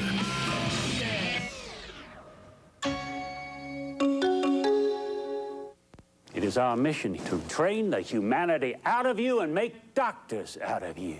Universal Pictures presents Donner, party of 50. the true story of a man You are not cut out to be a physician. who looked beyond the human body and found the human spirit. You treat a disease, you win, you lose. Robin Williams, You treat a person, you win, no matter what the outcome. Patch Adams, rated PG-13, starts Friday.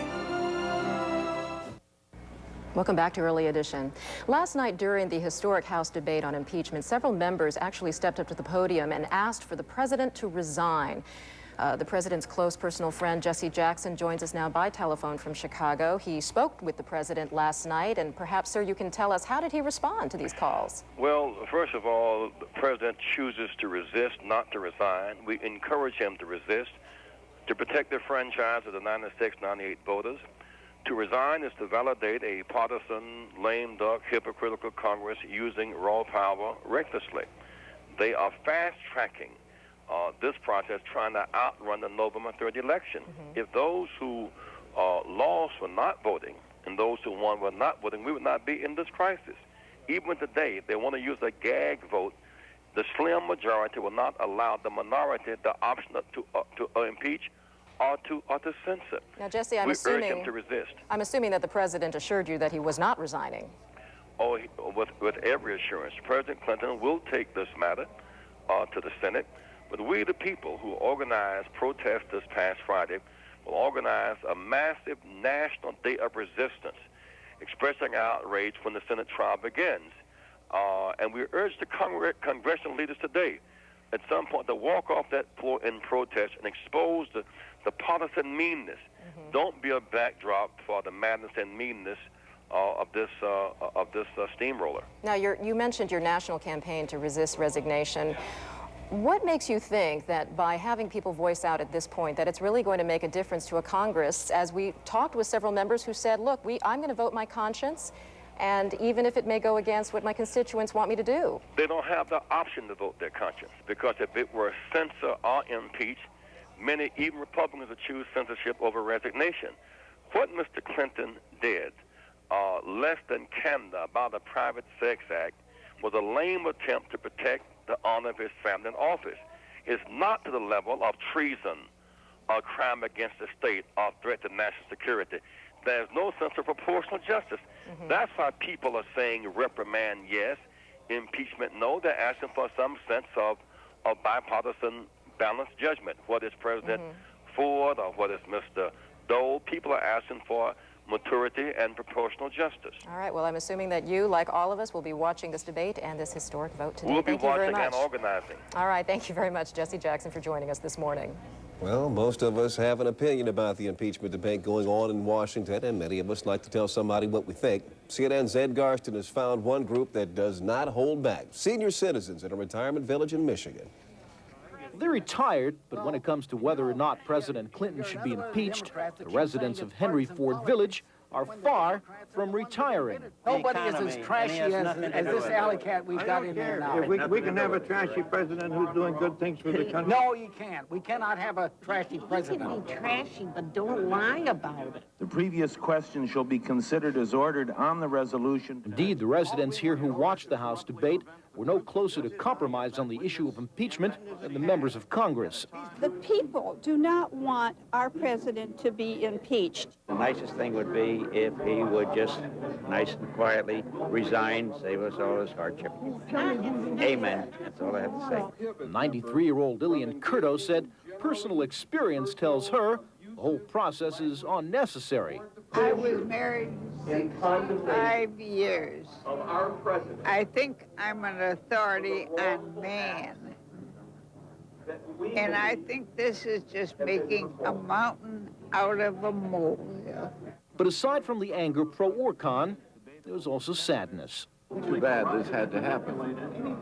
Yeah, it's a blemish on our history. It's a sad page in our history, I'll tell you that. And on that point, no one here disagreed.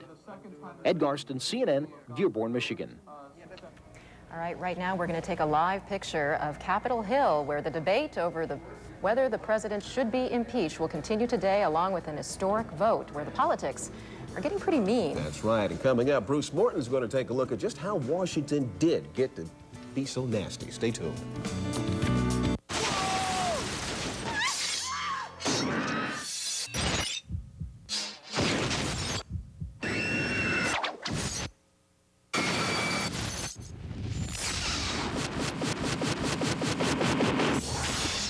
Buy a Toshiba DVD player now for as low as $2.99 at Best Buy, The Good Guys, or The Wiz. And get 5 free DVD movies, plus 13 free DVD rentals from Hollywood Video or West Coast Video. This man has always had a gift. But it is a strong and tenacious nation to which we all belong. And I think that tomorrow we will all wake up and still be the United States of America and be a little hurt and a little bruised, but we will survive. And that is the beauty of this country. John Dean, some people have called this a sad day in our history. Well, I think it is.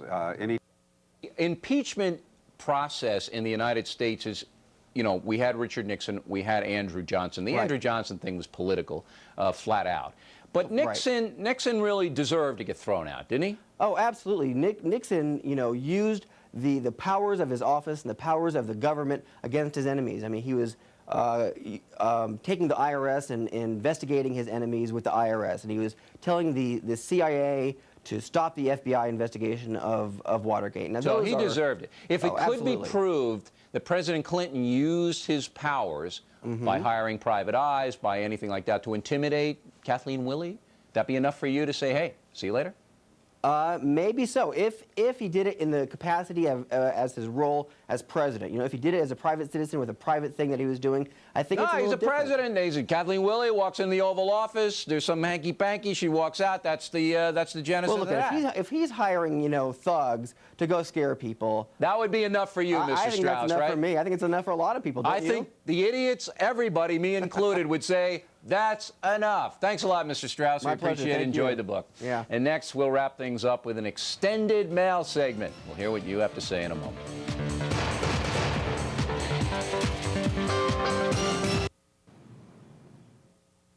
A high-profile lawyer finds a loophole to let his client go free. Key evidence is thrown out because of a technicality. A 15-year-old shooter is tried as a juvenile. In America's courtrooms, winning can be more important than the truth, but not in mine. Judge and Jury premieres Monday on MSNBC. It was one of those moments in life you want to keep. My husband thought he was getting dinner. My daughter, a new friend.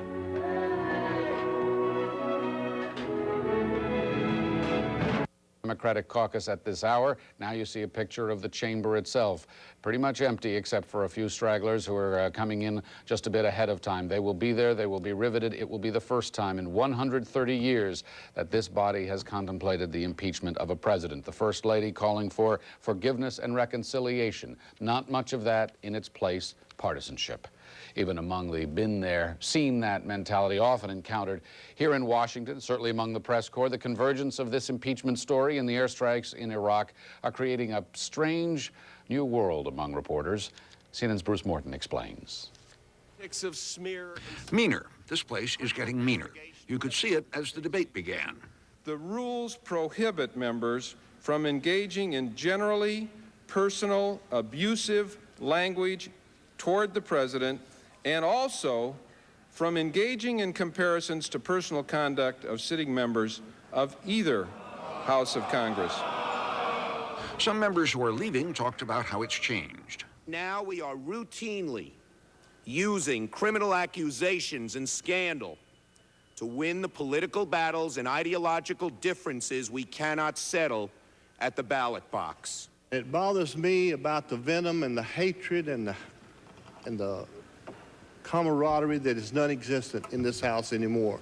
When did it start? Hard to say. Maybe the Clarence Thomas hearings in 1991. That it contains no reference to any mention of Judge Thomas's private parts or sexual prowess.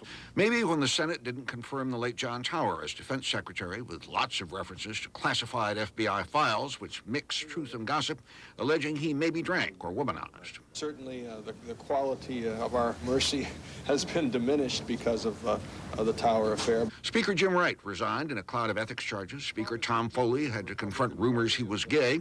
Congressman Barney Frank, openly gay, had to hear this from Majority Leader Dick Armey. And I don't need to listen to Barney Frank.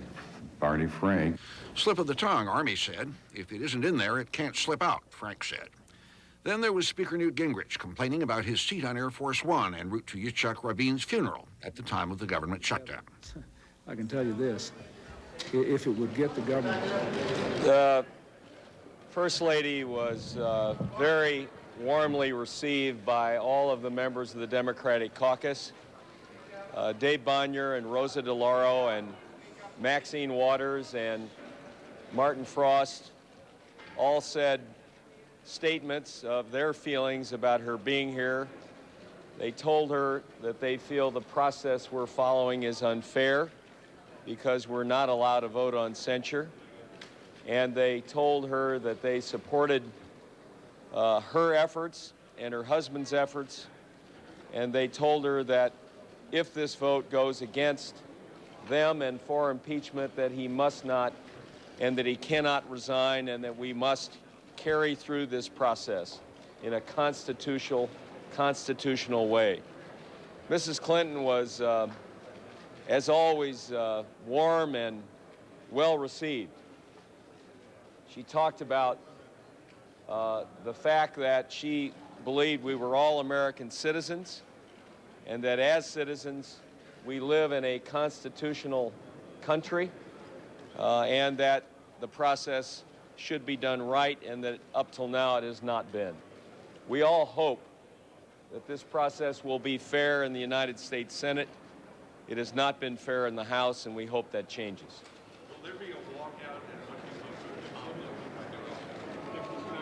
Well, I hope there's not a walkout, because I hope there's not a denial of my motion to recommit, which is based on censuring and condemning the president's actions rather than impeaching him. If we can win that vote, and I still think we can, and I will plead with my Republican colleagues to vote for a process that is open and fair, then there won't be any walkout. We'll decide that at the time. I don't want to prejudge what will happen. I'm still hoping they'll give us our vote. That's what we're pleading for, and that's what we think is basic, sensible fairness.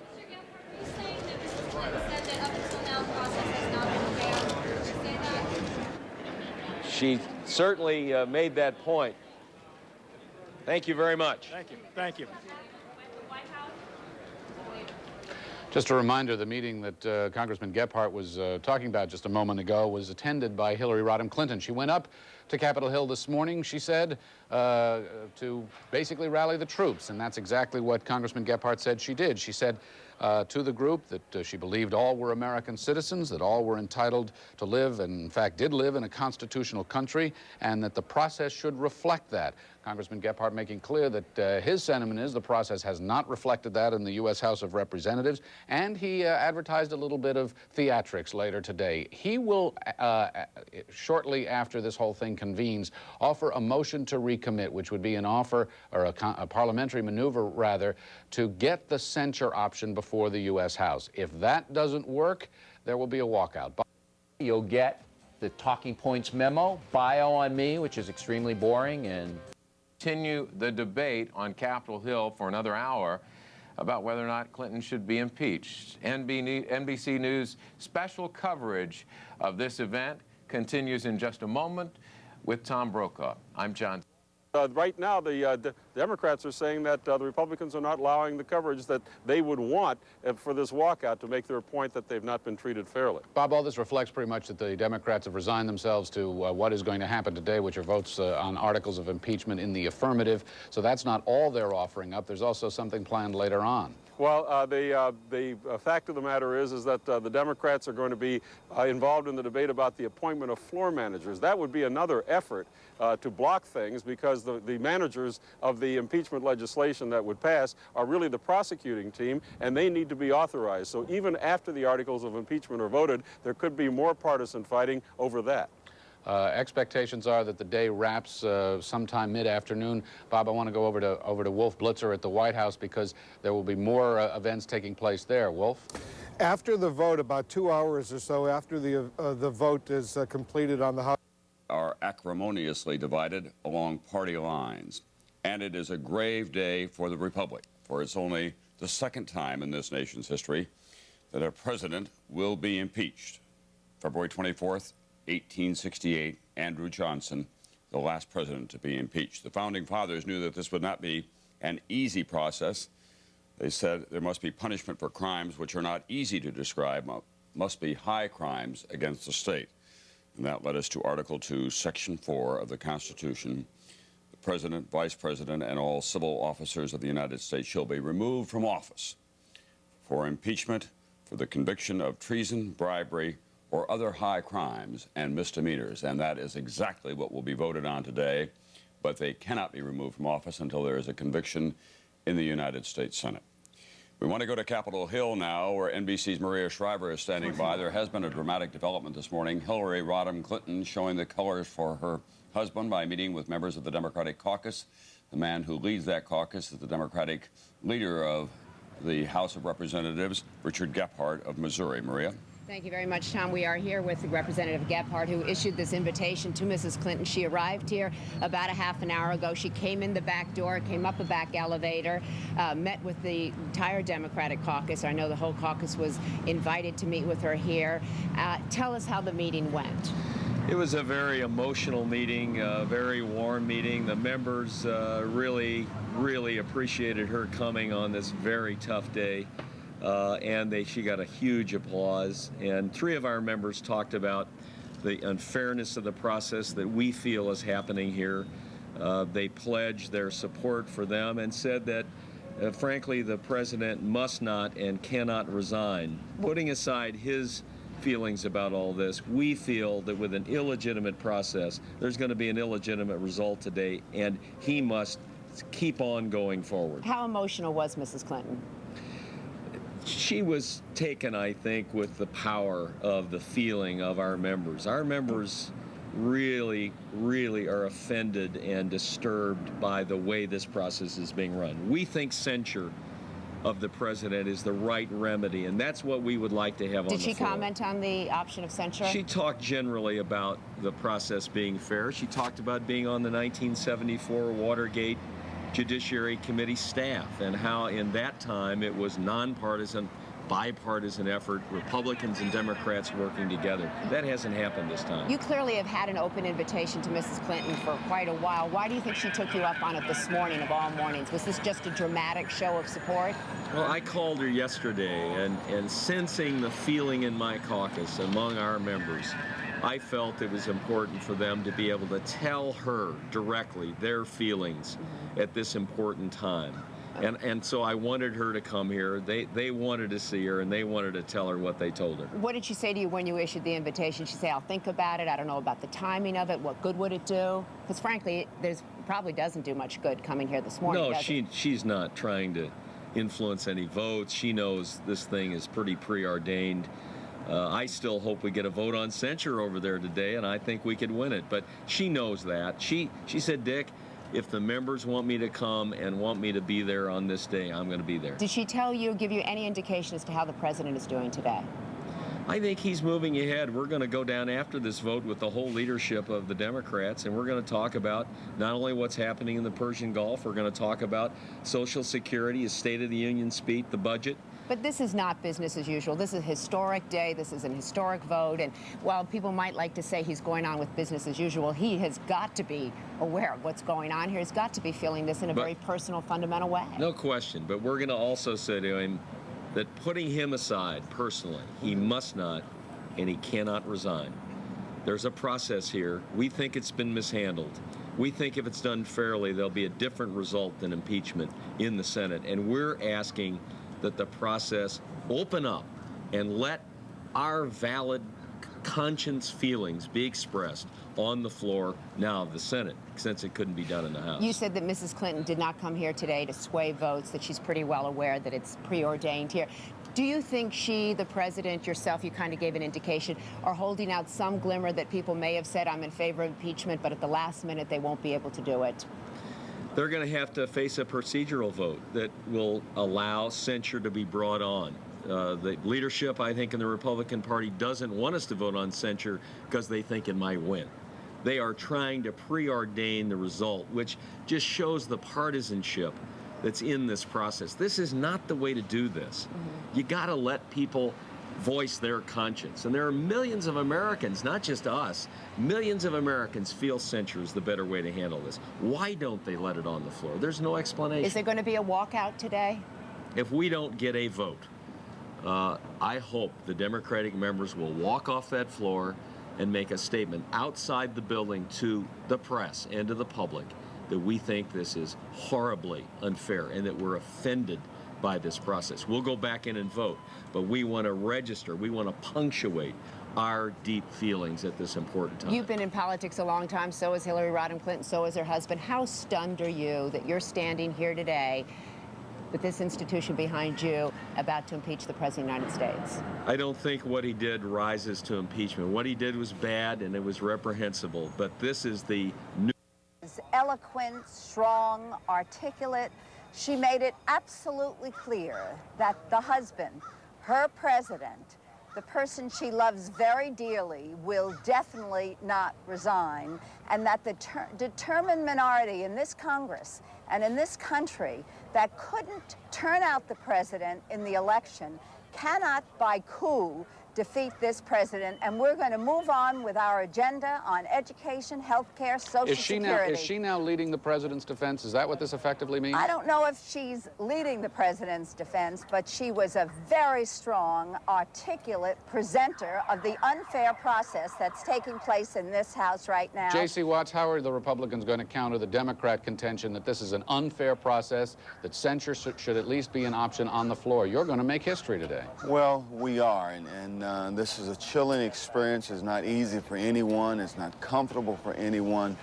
But we feel like the Constitution is directing us today, and you know, we'll have a vote sometime late morning, early afternoon. And I think that you know, we need to get on with this. We need to get about the business of the country, get this behind us as quickly as we possibly can. And I agree with Nita, that we need to move on with education and Social Security and tax issues and do you think you're going to be able defense. to, do you really think you're going to be able to do that while this issue hangs out there, while a trial is proceeding in the Senate? Well, there will be much going on, obviously, and you know, probably the press will be focused on many things, but I think it's important that we as members of Congress that we focus on that, you know, the Senate can do what they're doing just as we moved on with education and health care issues while the impeachment debate was happening. We must continue on as they go forward in the Senate.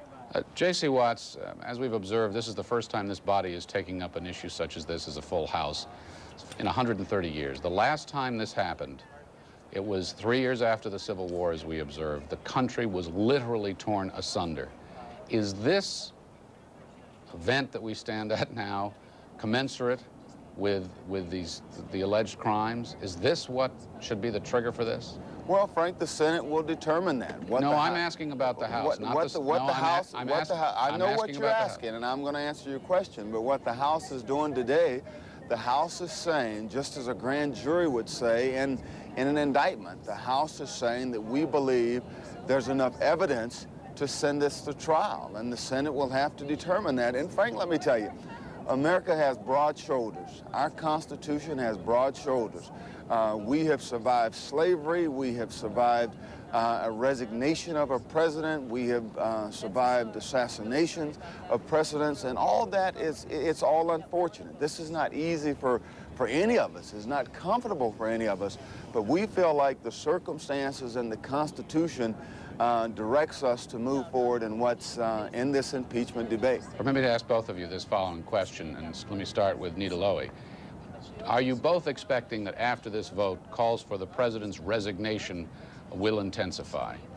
The American people have made it very clear that they want this president to remain in office.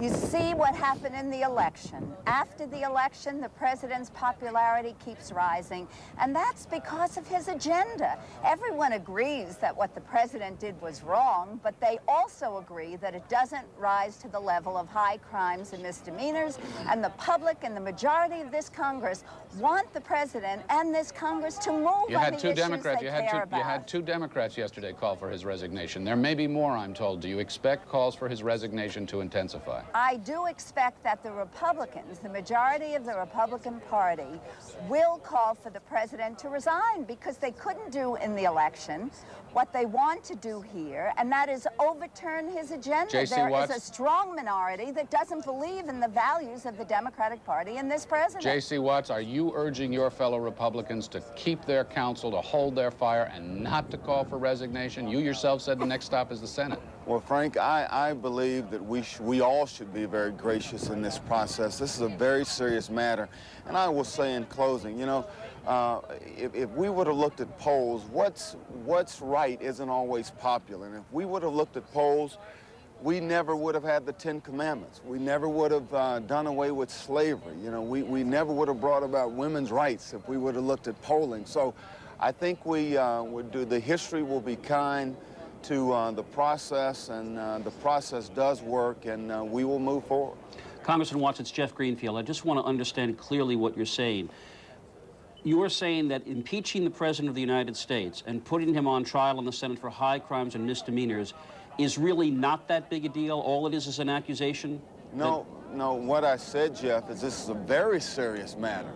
And I hope that every member of Congress, every member that votes today, will take very seriously what we are doing.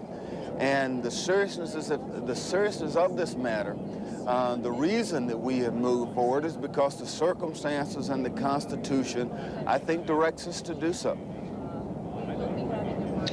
J.C. Watts, Nita Lowy, we thank you both very much. We know this is a momentous day for both of you, and we thank you for your time. Thank you very much. Thank you. Candy Crowley on Capitol Hill. I've been listening to this conversation, listening to the debate throughout, and here we are, Candy, on the verge of this whole thing. True. I was thinking about listening to the two Congress people you had, thinking about the issue of partisanship and what the Republicans are saying, particularly what the supporters of Henry about was the ordeal of it.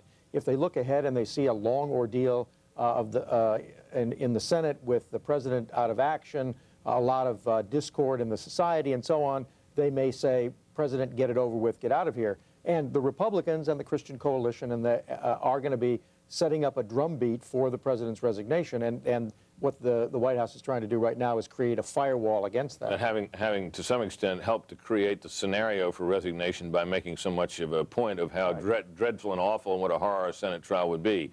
Well, if any administration can spin that into being and then spin it back out of existence, I suppose it's this one. The other story, of course, that we're watching today is the U.S. and British military campaign, the air campaign over Iraq. And to get a late report on how U.S. officials are assessing 3 nights of air raids over Iraq, let's turn now to Brian Wilson, who is reporting for us from the Pentagon today. Brian? Hello, Brett. Here at the Pentagon, they're spending a great deal of time doing what is known as battle damage assessment. This is kind of an art, it's kind of a science, and basically it involves looking at these aerial photos, these satellite photos, and determining just how effective their airstrikes have been. Should say that General Hugh Shelton, the chairman of the Joint Chiefs of Staff, has been here doing some of that today, looking at the intelligence reports. Now, last night in Baghdad, some of the heaviest action we have seen to date, explosion after explosion as missiles rain down on the Iraqi capital. The thinking is that if these attacks have been as effective as we believe they may have been, that the air and missile attacks may, we want to stress the word may, be suspended. We want to also point out that that described as only the second president in history to have been impeached. And for this proud man who is a student of history and has what a lot of people would describe as more than a large quotient of hubris, that's going to be a bitter burden for him to carry for the rest of his days, Mr. Oh, absolutely. And I think he's really only starting to realize that in the last week or 10 days. And every day the weight of that realization is bearing more heavily upon him. I think that's why you see that sort of haunted look in his face and eyes over this period. He knows that no matter how he recovers now, it's only a partial recovery, and that mark will be there forever. Senator Bob Kerrey, who's one of his political rivals, another Democrat once, said that Bill Clinton is an unusually accomplished liar. And when you look back over his record, there have been those times whether you want to describe them as deceptions or dissembling or outright lies in which his whole career is checkered with these kinds of episodes. Is he somehow incapable of determining, not being able to determine when he is telling a lie and when he's telling the truth? Well, I think that that's a rationalization. I think that when he wagged his finger at the American public, perhaps the most damaging of his lies, he knew what he was doing there. I think at some psychological level, though, it's been hard for him to say that he perjured himself or lied because he'd already given up so much of his sense of self-worth in acknowledging his sexual misbehavior and many other of his misdeeds. To sort of acknowledge that Ken Starr had outwitted him and that forced him to perjure himself, I think was just too much for him psychologically. All right, David Marinas, you'll be with us throughout the morning as well. We want to go to Lanny Davis now, one of the oldest friends of Bill and Hillary Clinton. They were at Yale Law School together. Lanny Davis was White House counsel. You've seen him a great deal in the last few months talking about what has been going on in the White House. The president is going to talk either with the Democratic members of the House to decide or maybe in a formal address to the nation. What is he now prepared to say to this country and especially to members of the United States Senate, Mr. Davis? I think he will clearly be profoundly sorry. I think he will acknowledge accountability is a necessity here, and that is censure that he's prepared to accept and reach out to the broad middle of American politics, where the American people are, is what I believe will be his message. I hope that Democrats and the president acknowledge that a vote of conscience could be for impeachment, but there can be no basis to deny House members the right to vote for censure. That's raw, partisan, political power play, and it's a tragedy for both parties that there couldn't be an option available to vote on the floor of the House. Mr. Davis, that's already been resolved, however, in the House of Representatives. We're not going to change that probably with a day of discussion here. But now the question is, what does the president do? Is he willing to say, do you think, out loud and without fear of refutation, I am willing at the end of my term to go into a federal courtroom and stand trial for perjury if you want to bring these charges against me in that setting? I don't know. I think it's important for the American people to realize that he is exposed to criminal prosecution and that censure might not be the end of the story. What is worked out in the Senate by statesmen like Bob Dole and Orrin Hatch and Joe Lieberman and others remains to be seen. I think it's very important to keep in mind that the American people don't want partisan government. They want things to be done on a bipartisan basis. The challenge is now for the Senate to do what the House Republicans were unable to do, which is to reach out and create a consensus. Lanny Davis, thank you very much. We'll be talking with you during the... What I think should be done, and I hope it will be done. Congressman, there are those who might be saying you're simply trying to change the subject here, from the president's behavior and the charges against him to the issue of fairness, because you can't defend anything that's by way of conduct that's in these articles of impeachment. How would you respond to that? Well, in 1974, it was bipartisan, almost nonpartisan. There were members of the president's own party who voted for impeachment. In the Judiciary Committee, the vote was strictly on party lines. Over here today, you're likely to see a vote, 98% of the Republicans voting for impeachment, 98% of the Democrats voting against impeachment. That shows me that the issues in this do not rise to impeachment. There are not many, if hardly any, Democrats who feel that what the president did, as bad and reprehensible as it is, rises to what I think you'd have to call the ultimate penalty in our Constitution. Henry Hyde, the head of the Judiciary Committee, said early on in the... From even his home district press and constituents as to which way he's going to go. The die is essentially cast, Britt. There were only, as of late last night, about 5 undecided Republicans, undeclared Republicans, but of all of them, the expectation is that they will in fact vote for articles of impeachment, which means that only all 2... except Shays, right? We don't know about Shays. We don't know about Shays. So 4 out of 5 we expect are going to vote for at least one article of impeachment. We don't know about Shays. Right, and that would mean that at this point, the only Republicans to vote for articles of impeachment would be Amo Houghton and Peter King. At one point, there was estimations that it could be as many as... And Connie Morella, who last night, with some great fanfare, made a speech on the House floor. She is, of course, let me just interrupt for a second. Connie Morella is a congresswoman representing the the near suburbs of Maryland, Montgomery County, Maryland, basically an affluent Democratic district. Sure. But one from which she has managed to get herself reelected a number of times. Indeed, there have been a series of Republican representatives from there, not uninterrupted series, but a series of them. And Connie Morella was the object of great deal of attention, not least because she was nearby and her story was well known. She finally came out very late last night and announced that she was going to oppose all 4 articles of impeachment, raising a bit of a cheer from the Democratic side of the aisle on a day when they did not have a lot to cheer about. So, I'm sorry, Carl, go ahead. Well, Britt, I'm not sure. Sorry, Britt.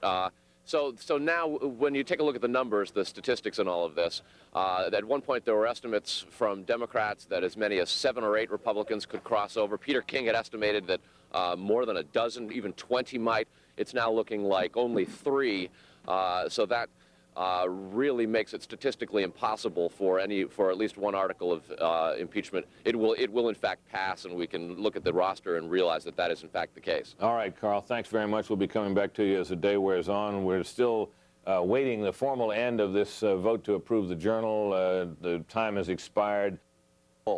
And that's what we're saying in this case, and we're just asking for the fairness to allow us to bring up what we think is the appropriate remedy in this case. Congressman, I want to ask you about your meeting with Hillary Rodham Clinton. She, as I understand it, as you mentioned earlier, said the president won't resign. Tell us what she said with respect to resignation and what her role is now and is going to be going forward. She didn't, I think, mention the word itself. Our members told her that he must not and that he cannot resign. Putting him aside personally, we feel this process has been unfair. It would be grave damage to our constitutional system if he allowed this virtual coup d'etat to go on without giving us a reasonable alternative.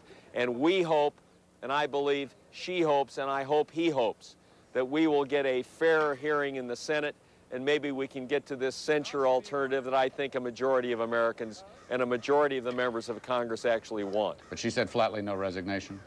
She didn't perhaps say it that particular way. She made it clear that she hopes the president will go forward, that he will work on the problems that our society faces, and that he will finish his presidency with accomplishments for the American people. Congressman, we're going to thank you and let you go. Your colleagues are gaveling this thing to order. I know you got to scramble. Thank you very much for your time. Thank you. All right. And we want to take you inside the chamber here as the Pledge of Allegiance begins on this historic day. Of America, and to the republic for which it stands, one nation, under God. She was saying we were part of a right-wing conspiracy. Which is it? So Republicans want to hear the president say, sure, he will not resign, sure, he will fight for his innocence in a Senate trial, but they also want some level of contrition and remorse before they go forward with any kind of compromise censure agreement in the Senate. Tim Russert, moderator of Meet the Press and NBC's Washington bureau chief. You'll be seeing him throughout the day today, of course, and on his own program tomorrow morning, as he'll be dealing with these momentous events in the nation's capital and across this land the week before Christmas, Hanukkah, and Ramadan in the Middle East, where American warplanes still are in the air, although that Operation Desert Fox, we're told now, is beginning to wind down. This is Congressman LaHood as presiding as the Speaker Pro Tem. Resolution 611, which the clerk will report by title. A resolution impeaching William Jefferson Clinton, President of the United States, for high crimes and misdemeanors. Pursuant to the order of the House of Friday, December 18, 1998, the resolution is debatable for 1 additional hour, equally divided between the gentleman from Illinois, Mr. Hyde, and the gentleman from Michigan, Mr. Conyers. And the previous question is ordered on the resolution to final adoption without intervening motion except one motion to recommit. The chair recognizes the gentleman from Illinois. Thank you, Mr. Speaker. I yield 1 minute to the gentleman from California, Mr. Rogan. Gentleman is recognized for 1 minute.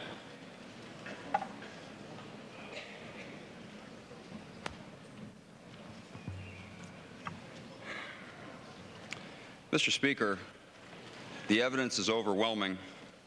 The question is elementary. The President was obliged, under his sacred oath, faithfully to execute our nation's laws. Yet he repeatedly perjured himself and obstructed justice, not for any noble purpose, but to crush a humble lone woman's right to be afforded access to the courts. Now his defenders plead for no constitutional accountability for the one American uniquely able to defend or debase our Constitution and the rule of law. When they are old enough to appreciate today's solemnity, I want my young daughters to know that when the last roll was called, their father served in a house faithful to the guiding principle that no person is above the law. And he served with colleagues who counted it a privilege to risk political fortune in defense of the Constitution. I yield back the balance of my time. Gentleman from Michigan. Mr. Speaker, I'm pleased to recognize the gentlelady from California, Ms. Lee, for 1 minute. Gentlewoman from California is recognized for 1 minute. Thank you, Mr. Speaker. I rise to strongly oppose these articles of impeachment.